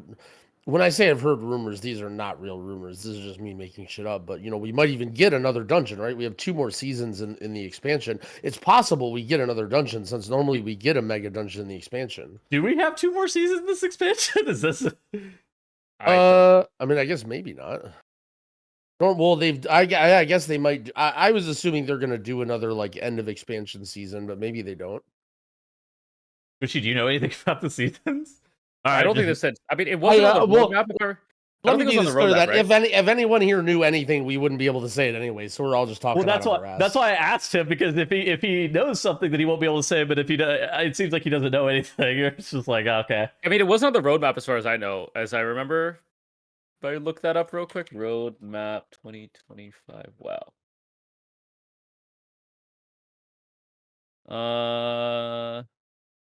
No. There's no season 4 or anything like that, but obviously it could be missing.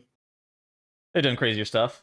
But okay, the one thing that we did know is that player housing is at the beginning of winter on the roadmap, and we know that that's after the midnight pre-patch. Oh, so that means that we're probably getting like a really early expansion launch then potentially. If season 4 exists, it has to be in the fall. And I don't think there's enough time. That doesn't make any sense. Well, I mean, they instantly gave us the season 4 during Dragonflight, but people didn't seem to like that. So I wouldn't be shocked if they didn't do it again. I don't think they would do it again at this point. They'd probably experiment with other things instead. Although 11.2.7 has new content and system updates, whatever that means. So that could mean literally anything. It could be. All right. In terms of what could be literally anything, there was what was this actually called? Something Nordic. It's a Nordic Game Con. Nordic Game Con interview where Ian Hazakosis got up on stage and was starting to talk. Not an interview, a presentation. Oh. It's like what the fuck, Gamescom? It's just something where they do like a presentation. Like a BlizzCon. It was like a GDC talk. Have you ever, GDC. That listen to those on YouTube. Yeah.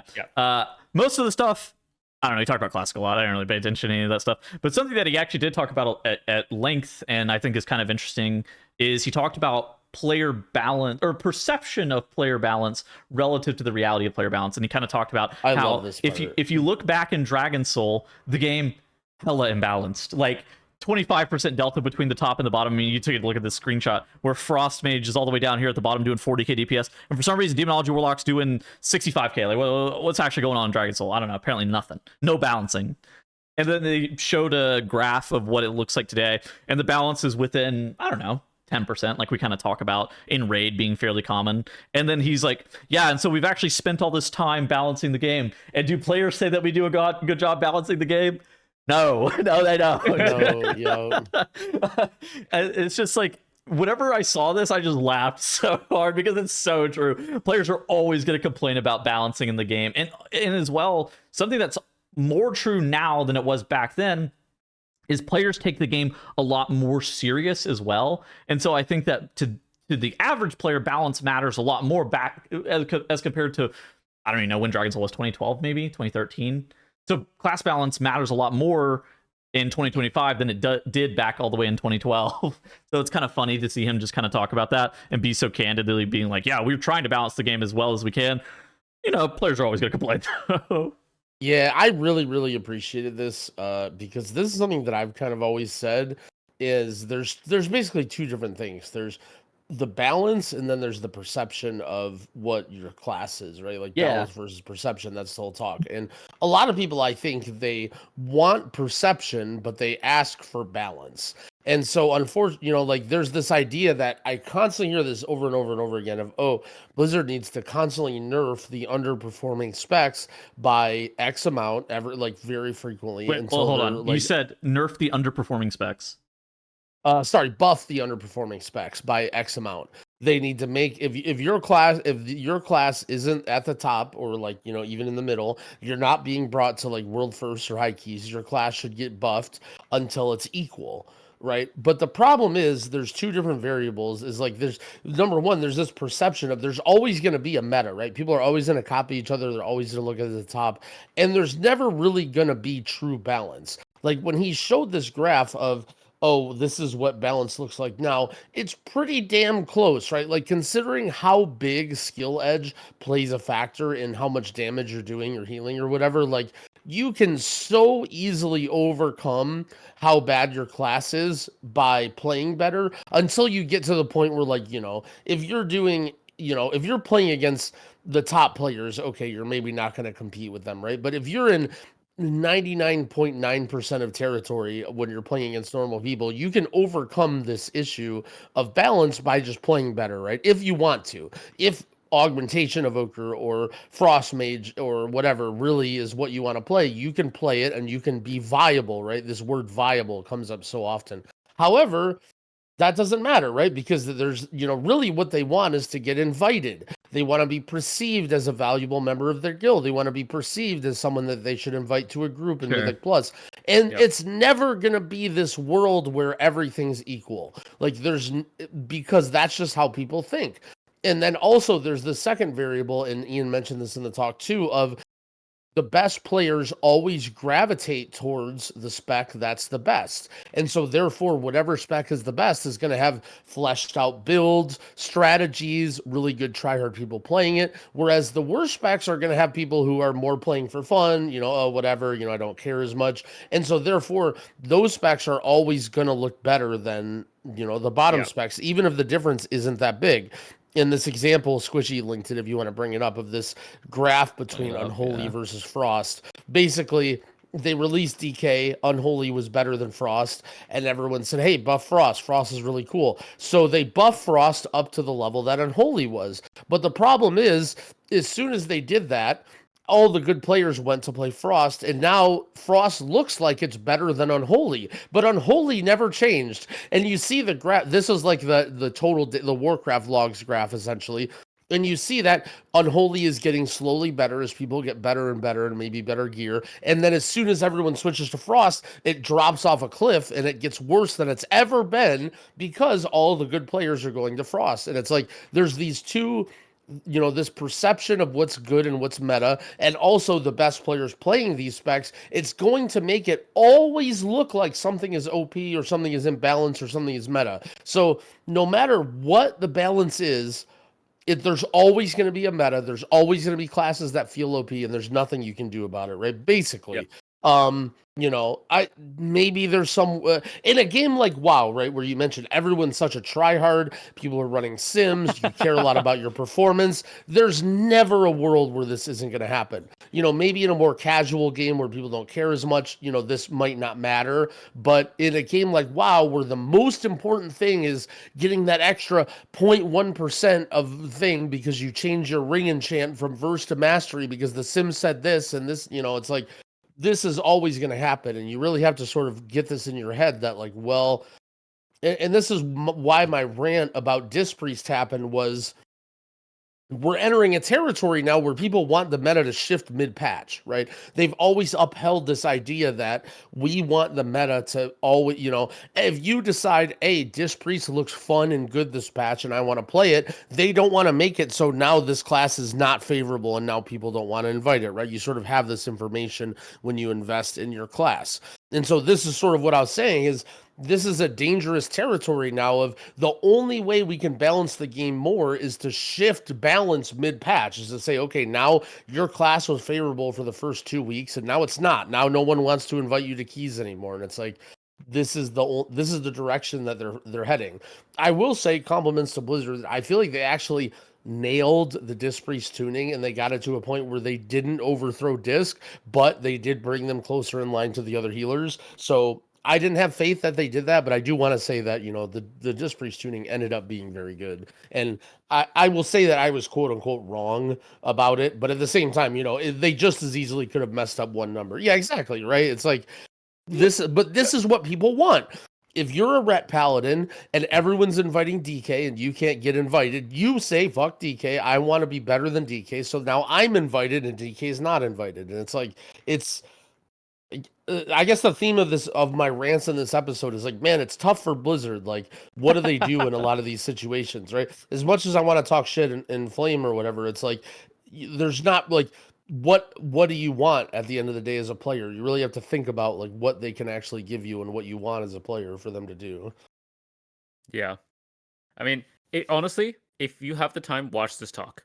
I think Ian is able to pretty eloquently go over a lot of the design changes they've made in the last couple of years ever since Shadowlands, and pretty thoroughly explains why players were very upset with systems that they made from the BFA to Shadowlands era. And for the first time in a while, I feel like they fully admit that they heard the feedback loud and clear and were wrong to ignore it on Covenants. Well, because he says, I believe that like maybe that wasn't the exact words, but it was something like that, where he was like, we heard the feedback, the players were not happy with Covenants, but we went ahead and did it anyways.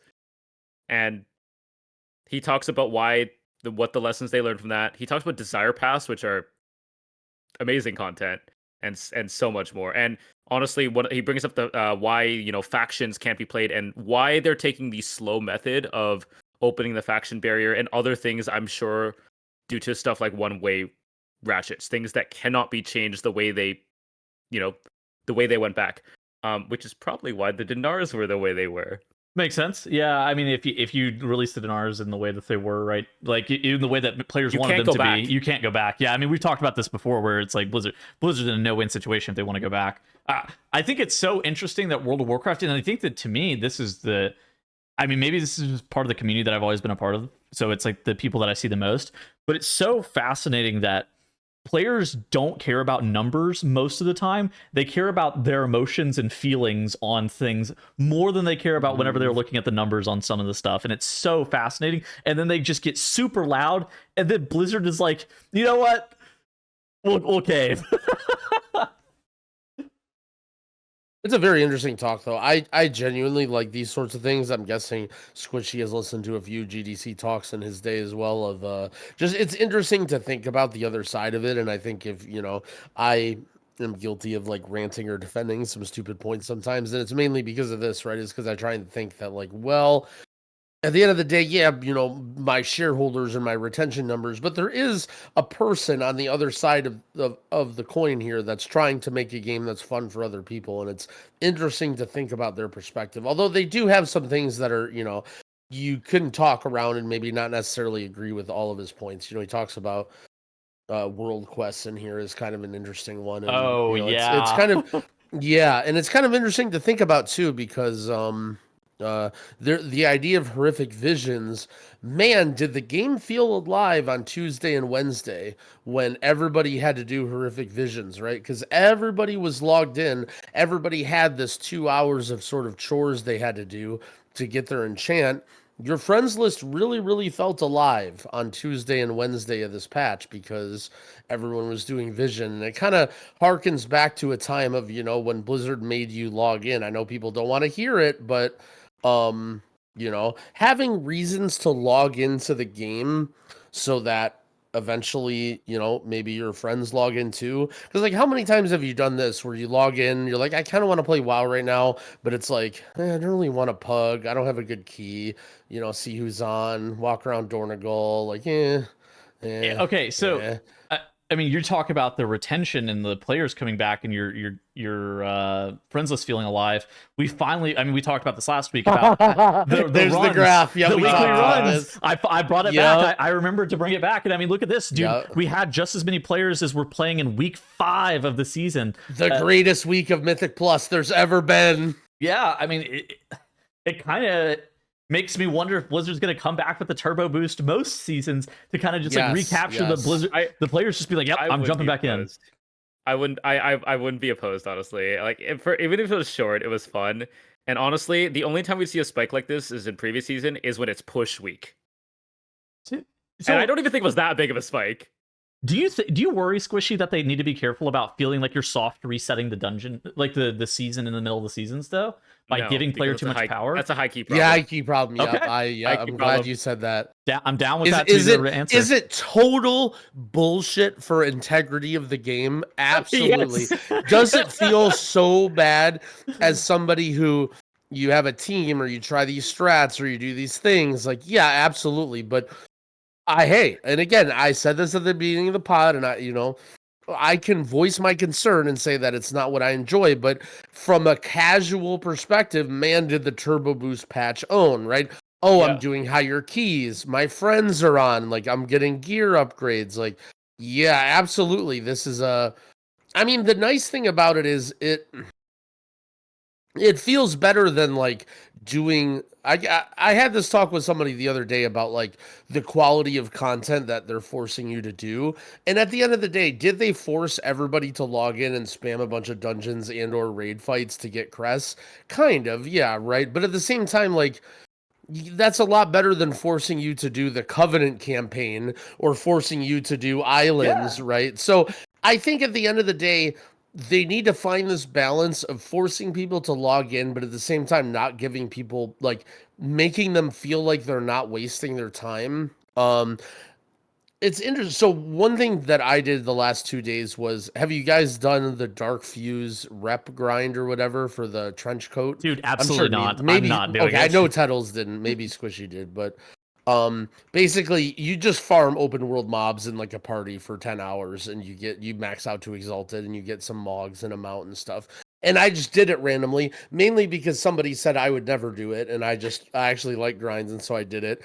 And the interesting thing though was I was logged in the whole time. Like, there were several times when I was doing this grind and somebody messaged me and they said, "Hey, you want to do keys?" And I'm like, "Yeah, sure." And then I took a break and I did keys. And I'm kind of thinking, like, maybe they wouldn't have invited me if I was offline, right? If I didn't have anything to do in game, I had no reason to log in and I was, watching a TV show or whatever, maybe they wouldn't have invited me, right? I think at the end of the day, having a reason for people to log in and stay logged in is important, but it's a really, really hard balance of making sure that you're not wasting their time and making sure they feel, you can only make so many good transmogs or only do so many turbo boosts before it's like, not okay. Yeah, I mean, the biggest thing that people want rewards, right? I think we've determined that and said that multiple times, and this gives better rewards. Gear is the number one motivator, player power, and all that kind of stuff, but it's real player power and not point something % on a neck. Dude, the player power, like, we got 10% damage in like 2 weeks. And you can't deny that it didn't feel good. It felt insane. Like, yeah, everybody, you just like crushing. Got Okay, so much better at Mage over the last week. It's crazy. I was doing 16s and now I'm doing 17s. I'm so much better. Like I moved up a whole key level. Giving and moving the goals as well was really good for people as well, right? Like making, because you did 10s, and yeah, there's still Keystone Legend, but it awards a mount. Nobody's gonna care about a mount. So, maybe not nobody. I'll clarify that. Not many people caring Warning, that might have been the mounts. worst squishy take that's That might have ever been. been in the podcast. Nobody cares Everyone about get in the mounts. comments. The last episode, everyone hated Tettles. The week before, everyone hated me, and now Squishy made his Yep. comment. Yep, over a Quote, mount. Squishy, quote, who cares about a mount? Nobody's going to care about that. But now you have actual power at 12s. People are gonna fucking do that. You know they will. I think dude, the turbo boost is so weird too because it releases at these. Okay, first off, add Dinar BLP. That's ridiculous. But anyways, sidetrack aside, it like came out at the exact same time that the Dinars were, so people were more heavily incentivized to try to push higher levels as well, which is actually insane. And then, okay, so it creates this thing where all of the static level rewards are easier. Getting all of your 12s done is easier. Getting your Keystone Legend, where it's like half 12s, half 13s, is easier. Getting your 10s done is easier. And then the raid is just like insanely, like we feel like we're in deep farm. It's the craziest thing ever. Yep. Yep. Not to we were talking about we had friends who were high level Mythic Plus players who didn't raid and who were very upset about the Dinar system. Turns out the weekly NA Pug raid that week happened to kill One Arm Bandit. They just pug. Now, granted, half of the players in that raid were people who are on alts or whatever. They got the skip. They got the skip is the most important thing to know about that. So they skipped you didn't have to Sprocket do Monger. Sprocket. Yes. Yeah, Sprocket is a tough one. Yeah. So if you Dude, I felt so bad. I had we had a healer in our guild who was like joining or whatever that wanted Sprocket to get the trinket or whatever, and they were like, "Hey, I don't really know what's going on. Can you go over the fight with me?" And I like tried to explain it, and I'm like, "You're fucked." Like if I reached a point in the video we were going over where I'm like, if you made it this far, you're owning. Like you can just run off the edge. And then sure enough, they just like died on the first thing every single time. But we killed the boss anyway because everyone is insanely powerful, and you can have two healers die at the first 30 seconds of the fight and still win.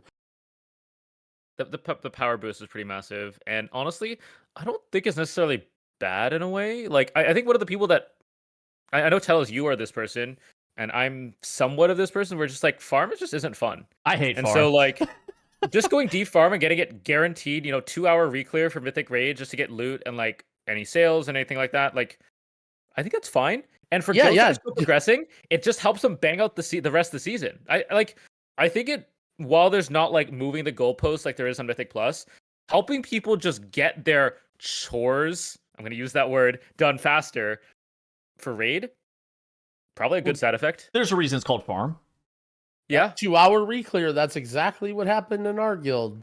2 hours and we were done with the raid. My guild's taking a break after like June 15th. I'm out of here. No longer have to farm until next patch. Whenever that is. You get rich, get richer, and then you just leave. That's how it is, Hunt Titles. No, it's not me. It's the entire guild is taking a break. We just don't do sales. Yeah, but you just joined and now you're already taking a break. Yeah, you reap the benefits of the Dinars and then you don't have to do farm. Listen. I wouldn't raid if I didn't want to raid. Like it has actually very little to do with gear. Okay, Raid's so fun. It's not that bad, yeah. Now it's time to exercise our God-given right in Flame Blizzard. So we've glazed them a little bit too much. We've talked about them positively, and now we're going to exercise our right that Ian Hazakosis talked about whenever we talked about complaining about spec balance, but we're going to exercise our God-given right to complain about Blizzard whenever they stated it in this interview, which was a but why though interview that I thought that's what she was asking. I asked him where this interview was from. He told me the answer, and I was like, what's he even talking about? And I figured it out eventually that this is the name of the interview. We had a Dude Where's My Car moment where I answered, but why though? And he actually answered why. So yeah, basically they started talking about patch day bugs and some other things, and part of the interview they literally just were like, yeah, please come play the PTR. Blizzard also then was talking about having more players test the content on the PTR is the best way to help Blizzard catch these balance issues before they appear on live servers. And this was memed on a little bit, where basically everybody who's ever tested anything on the PTR came out of the woodwork and was like, dude, I've tested on the PTR. Blizzard's done nothing about it. I've submitted 1,000 bugs. You didn't fix them. And then you eventually fixed them 6 months into the patch, or the game went live. Why would I spend and waste, I think was the common word here. Why would I waste time on the PTR if you're not going to respect my time whenever I'm trying to help you out?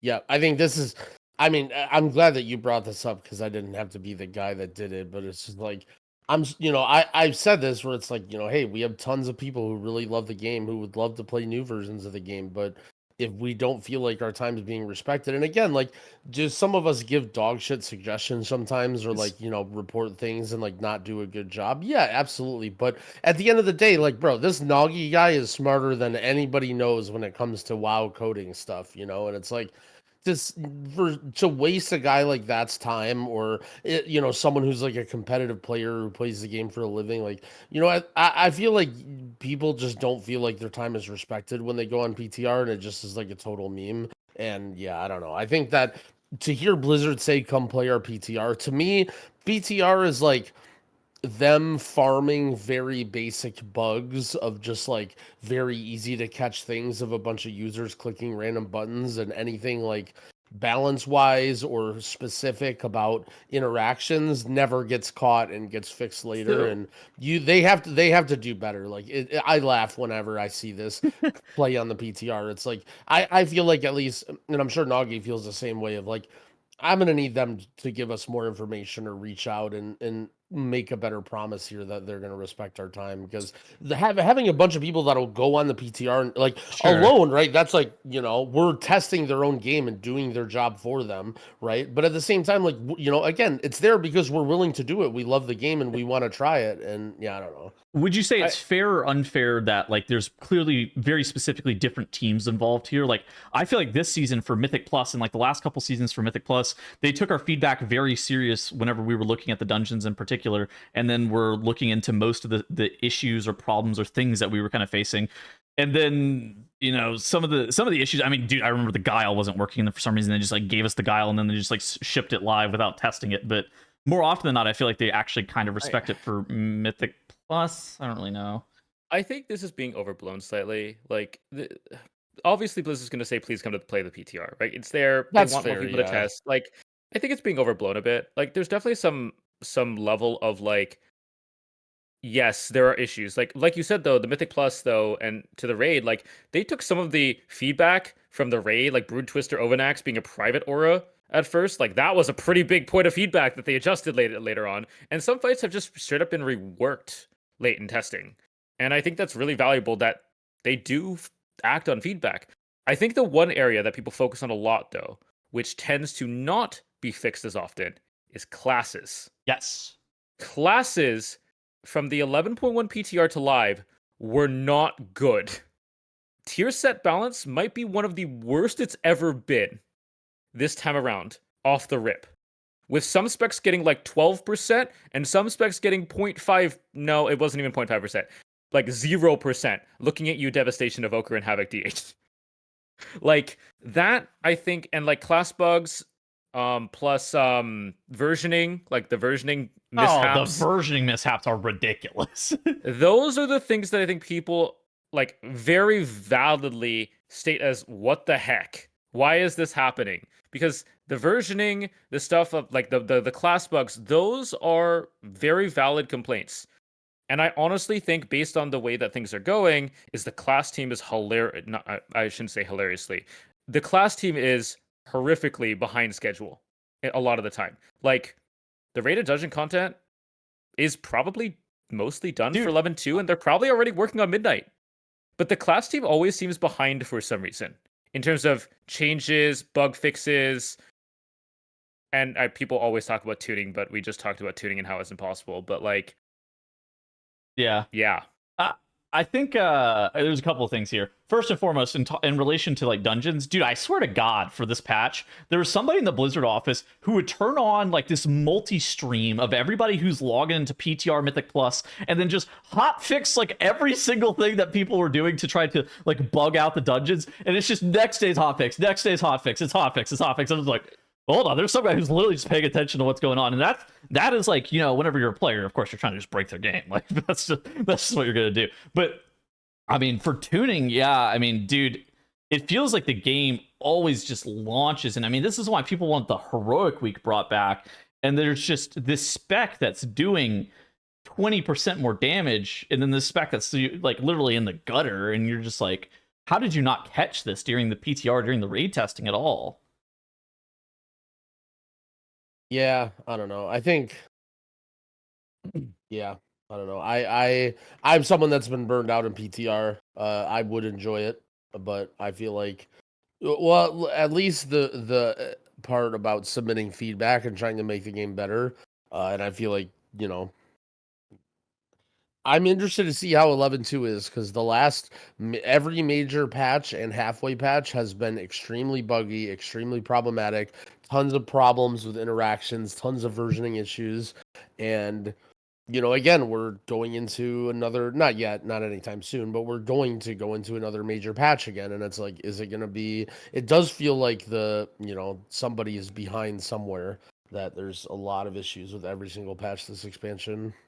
And dude, the bugs on this patch launch were crazy. I mean, the Not game was literally unplayable for days. Yeah. I'm still getting stuttered, dude. I'm still just like getting these like micro DCs where you're just like frozen for like 3 seconds at a time. How Those are so bad. that is the worst thing. I'd literally rather my character go up into the air and just crash back down and die spontaneously than freeze for 3 seconds.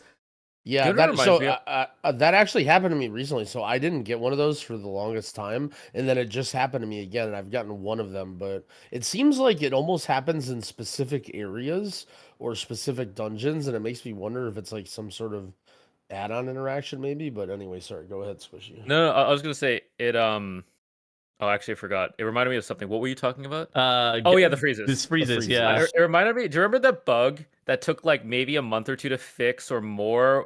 Whenever somebody got a guild achievement or transferred currency in your guild, it would achievement spam or something and like freeze everybody's computer. I don't remember what it was exactly. There's a couple Well, of things. so fun fact, it's still a bug in Hardcore Classic where if your character dies and then you decide to server transfer it off and you're still in a guild, it needs to repopulate the guild list, and if you have your notifications on in guild, it'll lag out everybody in your guild and you get a mini freeze. And there have been people who have died to other people in their guild transferring. Oh god, I like it was absolutely a thing on retail where it's like transferring currency, because our guild message of the day is still please don't transfer currency during raid. Yeah, that was a really bad one, and I know it lasted at least a while, because I remember that it was finally hotfixed, and it was so big that we made a post on it. Dude, I remember there was also something different too. Do you guys remember the beginning of War Within where there was the guild achievement spam? Like where anybody would log in and you would just get every single guild achievement that would pop up on your screen. Oh yeah, and then you'd have to get the add-on, the no guild achievement add-on, just to play. And yep. Ian Psychosis has to keep that one. That was good. You can't delete that add-on. All right. What else did I have anything else on the show notes this week? I think that was it. No, I think that's it. Okay, so we got cool stuff to talk about. First and foremost, I'll start us off. So a few weeks ago, talked about rooting dogs in Workshop, allowing you to basically pull the entire room of dogs and abusing anti-sync to not let them cast over and over again. This is a pretty popular strat in high keys. I said that you could try at your own risk. You might wipe your group because it's like pretty tricky to pull off. Unfortunately, Blizzard decided that this was too much fun, and they fixed it. I'm not shocked that they fixed this. Abusing anti-sync was definitely not the way that the ability was supposed to be intended to work. So the fact that they basically just now have the dogs cast through rooting, TLDR. But yeah, so that's fixed. If you were gonna think about trying it, I'd advise you to not, because it'll probably wipe to pulling the entire room of dogs. How does this pull go now? Terribly. You died. Okay, no, like what are teams doing? You two pull the room. So the first pull of the room is it's basically the gunk with 3 dogs, or it could potentially be 4 dogs, but it's like the gunk with like 3 dogs, and then the rest of the dogs is the second pull in this area. Okay. Well, you do the boss in between. So basically, you do a decent amount of dogs. You use every cooldown because the Cujo doesn't really need cooldowns, right? So you use like Mass Dispel, your Premonition that gives you more dispels, like your dwarves, and then you do the boss, and then you have all that stuff back up. Then you do more dogs. Because using Cujo during hiding box is also not effective. Yep. Yeah, but yeah, you just basically abuse Premonition and Mass Dispel, or just Holy Paladin being the Arbiter of the Light to help you out. All right, Squishy, you got anything this week for cool stuff, or not really? Follow-up from last week, Expedition 33, great game. A lot of people are playing it. You should too. Heard a lot of people say Game of the Year candidate for them, or top 3 game of all time, potentially. Yeah, it's definitely up there for me, and I normally don't play single-player games. And so, yeah, I wouldn't bring it up on a WoW podcast if I didn't fucking love it. So would be kind of random to bring it up on a WoW podcast. I have nothing else this week. We're kind of just waiting, I feel like, until 11-2 or something happens. I feel like this has been more often than not during this point of the patch cycle. I feel like the podcast, this is where we take a couple weeks off, but I feel like we just had news every single week to kind of just continue to yap on about. We've had some crash outs and rants. That's the real reason. Oh yeah. Yeah. All right, Growl, what have you got this week? Anything fun? Not a lot. I'll say that. So in Horrific Visions, there are things that are gated behind. So it rotates between Stormwind and Ogremar, and so you're probably going to want to be done with Visions and not do everything. Like be done with them pretty soon. And so don't forget if you care about or if you're bored or whatever. So there's a couple things that are Stormwind specific that you'd want to do. There are packs at the end of in between the quarters, there's like new mobs that they added, and I believe you kill them, and that's how you unlock the new masks. There's one pack where you unlock a new mask, and then the other one is there's a portrait or like a wanted poster outside of the mage quarter where you click it and then it spawns Hogger, and then that gives you half of a piece that you need, and then the other half one is in the Ogremar one. So that is something that you can do very quickly, and then you don't have to worry about going into Stormwind again. Another one is there's a mount that's very, very easy to get. There's these horseshoes. You can just Google it. There's 4 different horseshoes that are, one of them is in each quarter, and then it spawns a little horse. You kill it, and you get a horse mount. So chances are you're not going to want to go back into Visions or care about them. So while you're doing them this week, or if you're bored, do those. Also, the trench coat dark fuse farm is really fun too. I recently did that. It's just like a very unique, like Matrix Neo looking transmog. It only takes 10 hours of farming mobs in the Undermine.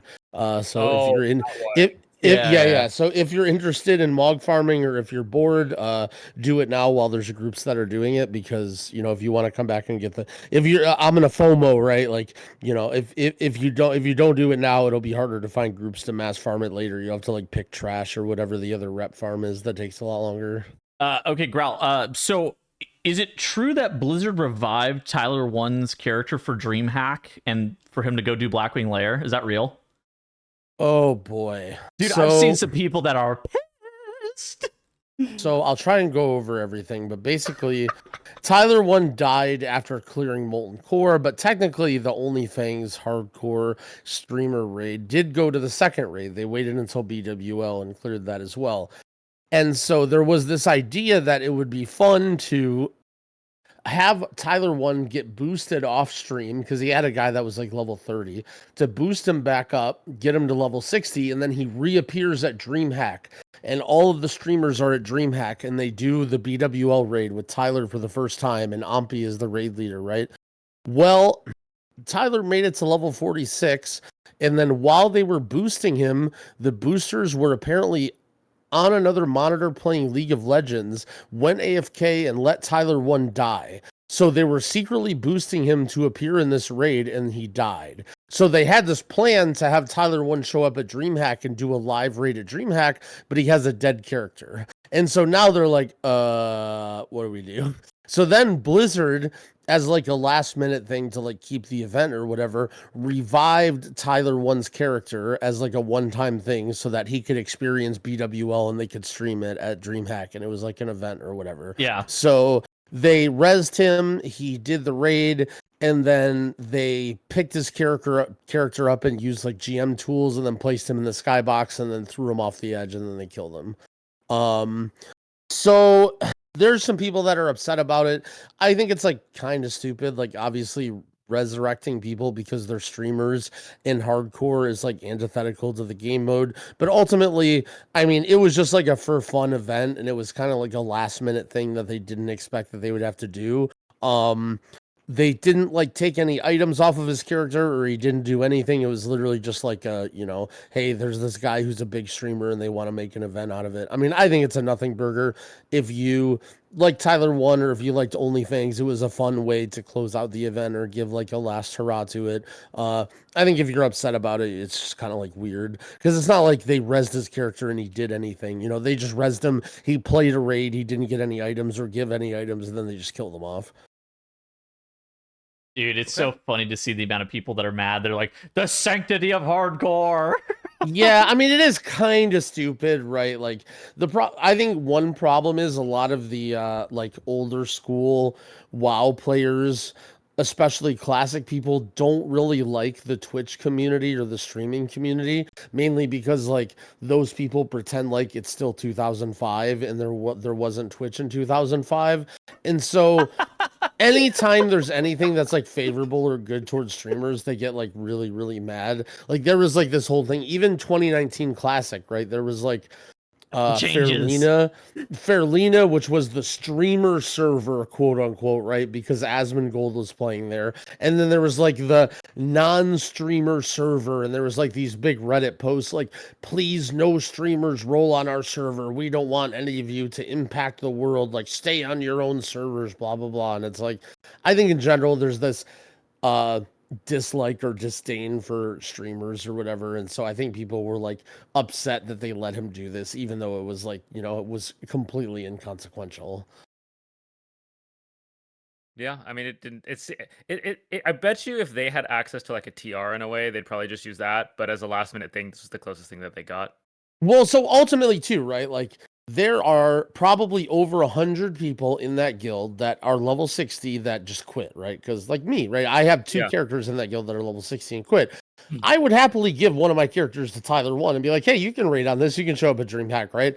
That's against the rules, right? Account sharing, blah, blah, blah, blah, blah, right? You can't do that. And so realistically, like, you know, is that really any different from Tyler One just showing up on somebody else's warrior and just to play the raid? I mean, I guess Blizzard would rather resurrect his character, the original Tonka Tonk, and then have him do it and then kill it off rather than do something weird. Like, you know, I mean, technically you could, you know, do some weird stuff with a character swap and accounts and stuff and whatever. But I mean, I think, I mean, it's obviously the correct thing was to not have his character die at level 46 in Daenerys when they were boosting him so that he could just bring a real character into the raid. But to be fair, like they did try and do it, right? It wasn't like a low effort, like, hey, let's just make all these fake characters in hardcore and raid. Like they genuinely tried to get a character to level 60 and like have it be secret and boost it up. And then, but you know, they sometimes in hardcore you die.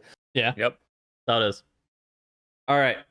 Moving on to Q&A. Of course, you can submit Q&A if you tweet at the Bench Wow on Twitter or DM that Twitter account. You can submit Q&A for that as well. And this week, back to Q&A, we have a question. He says from Marignac. He said, "Should threat exist in its current form?"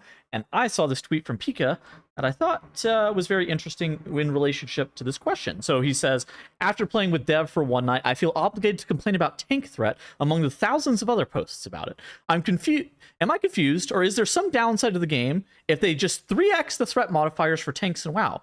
Actually want to see the devil's advocate for it. Send help." Squishy, what do you think about the current state of tank threat and Dev Evoker? Threat is literally Valor Stones because it just keeps coming back. It just keeps coming back. Like it's the constant issue.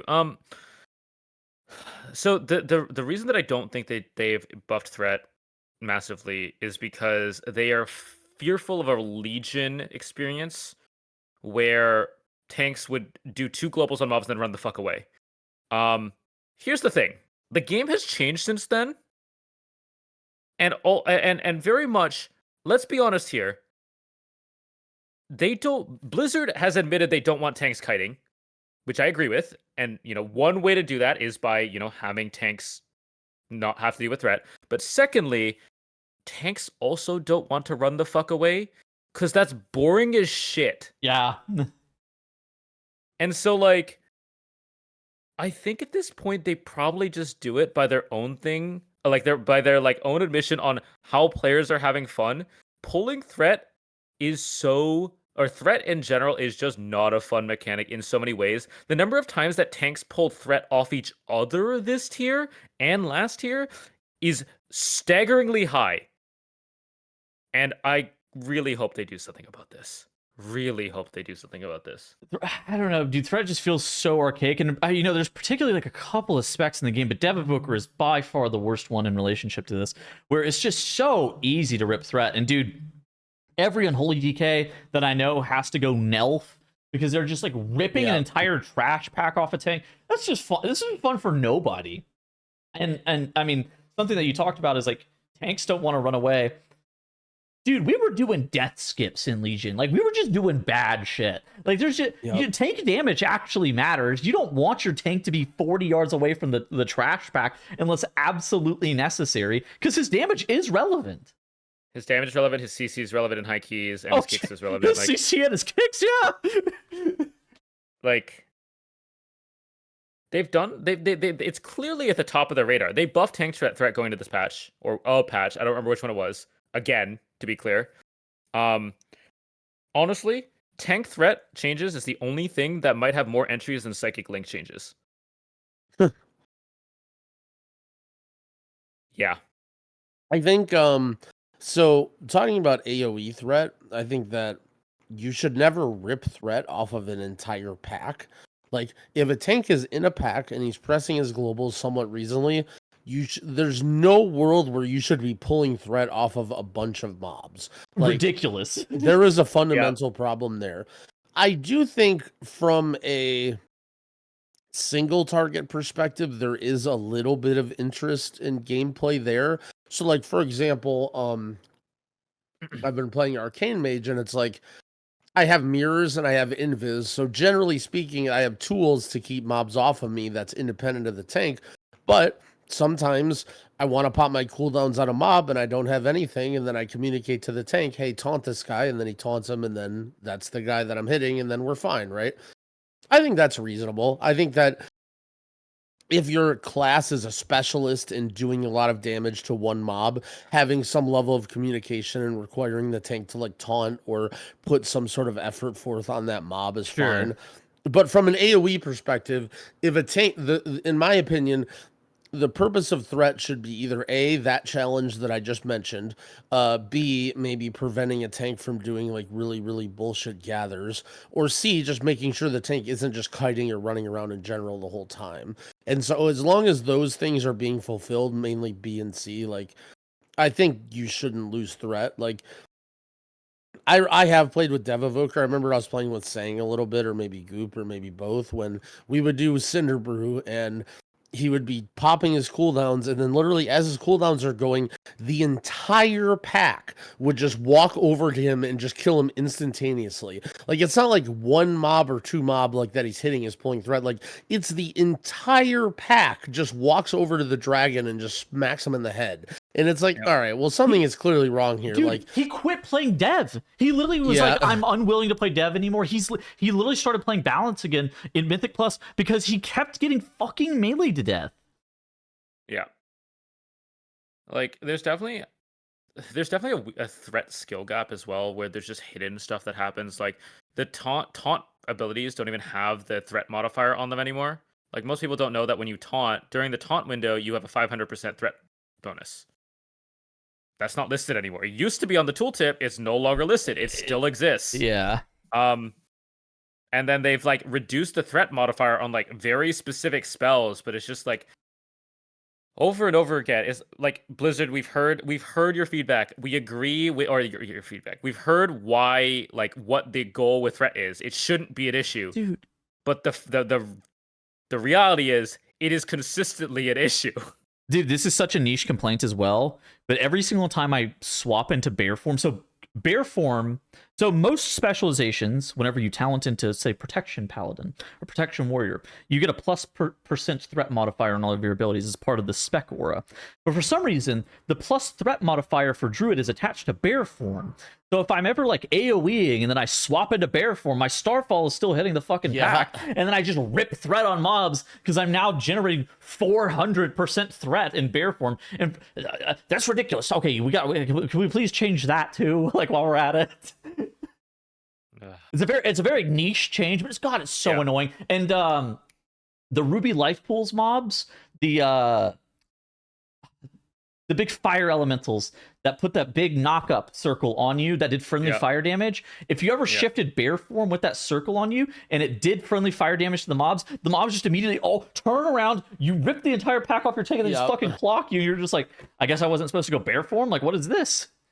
There's other weird threat things too in this game. Like, the only class bug that still exists, I believe, is the single sigil of flame bug on VDH, where your combat state is different. I'm pretty sure there's no other class threat bugs anymore.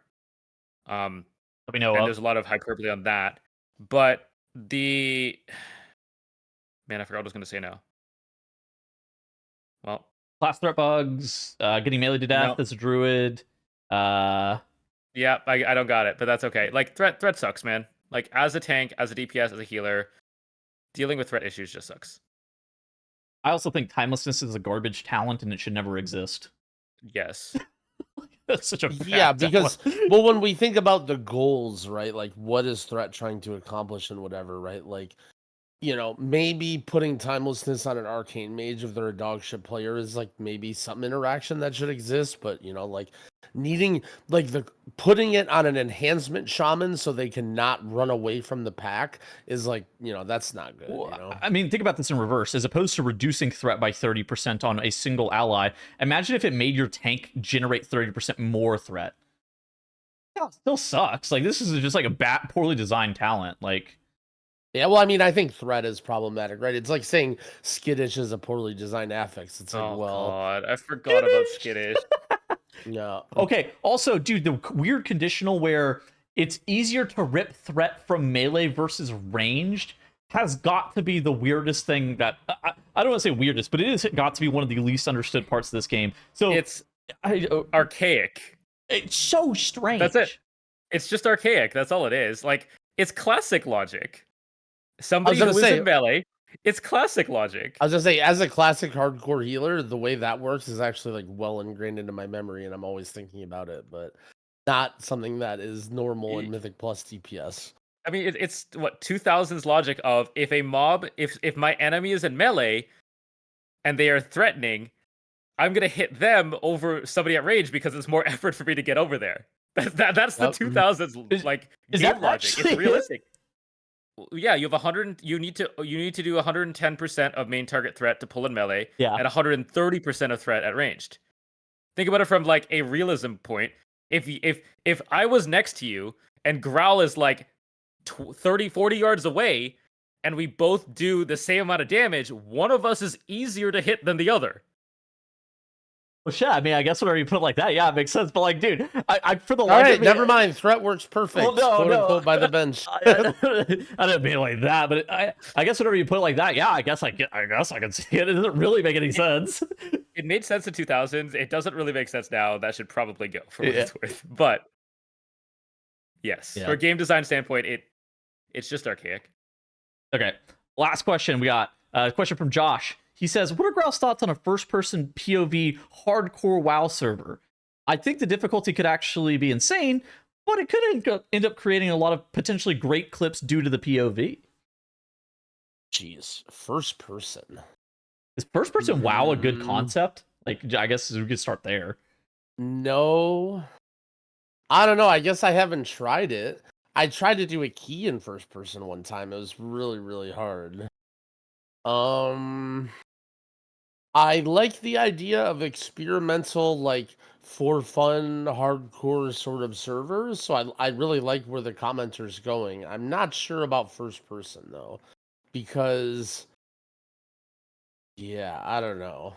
I think not being, I mean, I don't know, maybe it might create an interesting gameplay, like not being able to see behind you or whatever. Like you take for granted how often you spin your camera and look behind you. And so never being able to see behind you without like completely stopping with what you're doing would be very, very, very hard to play.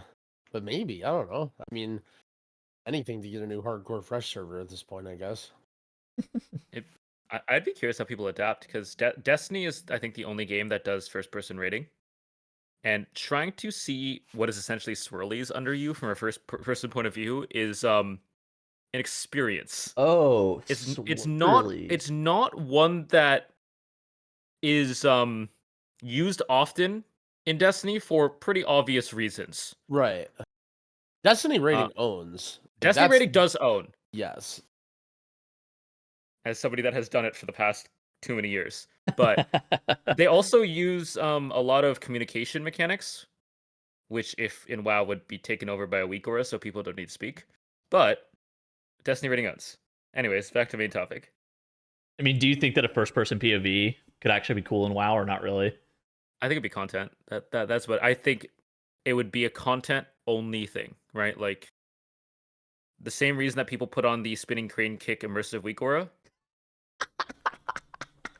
Yeah, I think that it would be hard with a lot of things. Like, for example, let's say you're in a cave and you're fighting forward, and then a mob spawns behind you. Like, you have no way to know that mob spawned, and then you're just fucking dead. Like, I don't know. It would be a hard combo. Like, maybe only first person instead of first person. Yeah, this is one of my most viewed clips on my channel. This is a Weakaura from the Mistweaver Discord called Immersive Spinning Crane Kick. And it essentially locks your camera first person when you're using Spinning Crane Kick. And a lot of people in my chat find this hilarious, but I don't think it's possible to do a key with this on if you're ever pressing this button. I think there's a world where something like this could work. But like it would have to be like specific rule, like it would have to be specifically made for this type of content, right? Like Yeah. it wouldn't just be like doing live keys with this on. It would be like everybody's using this in some kind of competition, or it's like a challenge in a competition or something like that, that kind of thing. Yeah, Swirly's definitely put a problem into it if we're talking about retail. Yeah. Classic, there's not too many Swirlies. All right. That was episode 45 of The Bench, powered by Wowhead. Thank you guys all so much for watching. A very nice episode, a nice yap session talking about things such as the Addon Purge and whatnot. Just know that the Purge is coming and that all of the add-ons that you ever used in the past are going to be affected, and that you're no longer going to be able to play the game the same that you once did, and it's going to be worse. And that's it for this week. We're all quitting. Goodbye.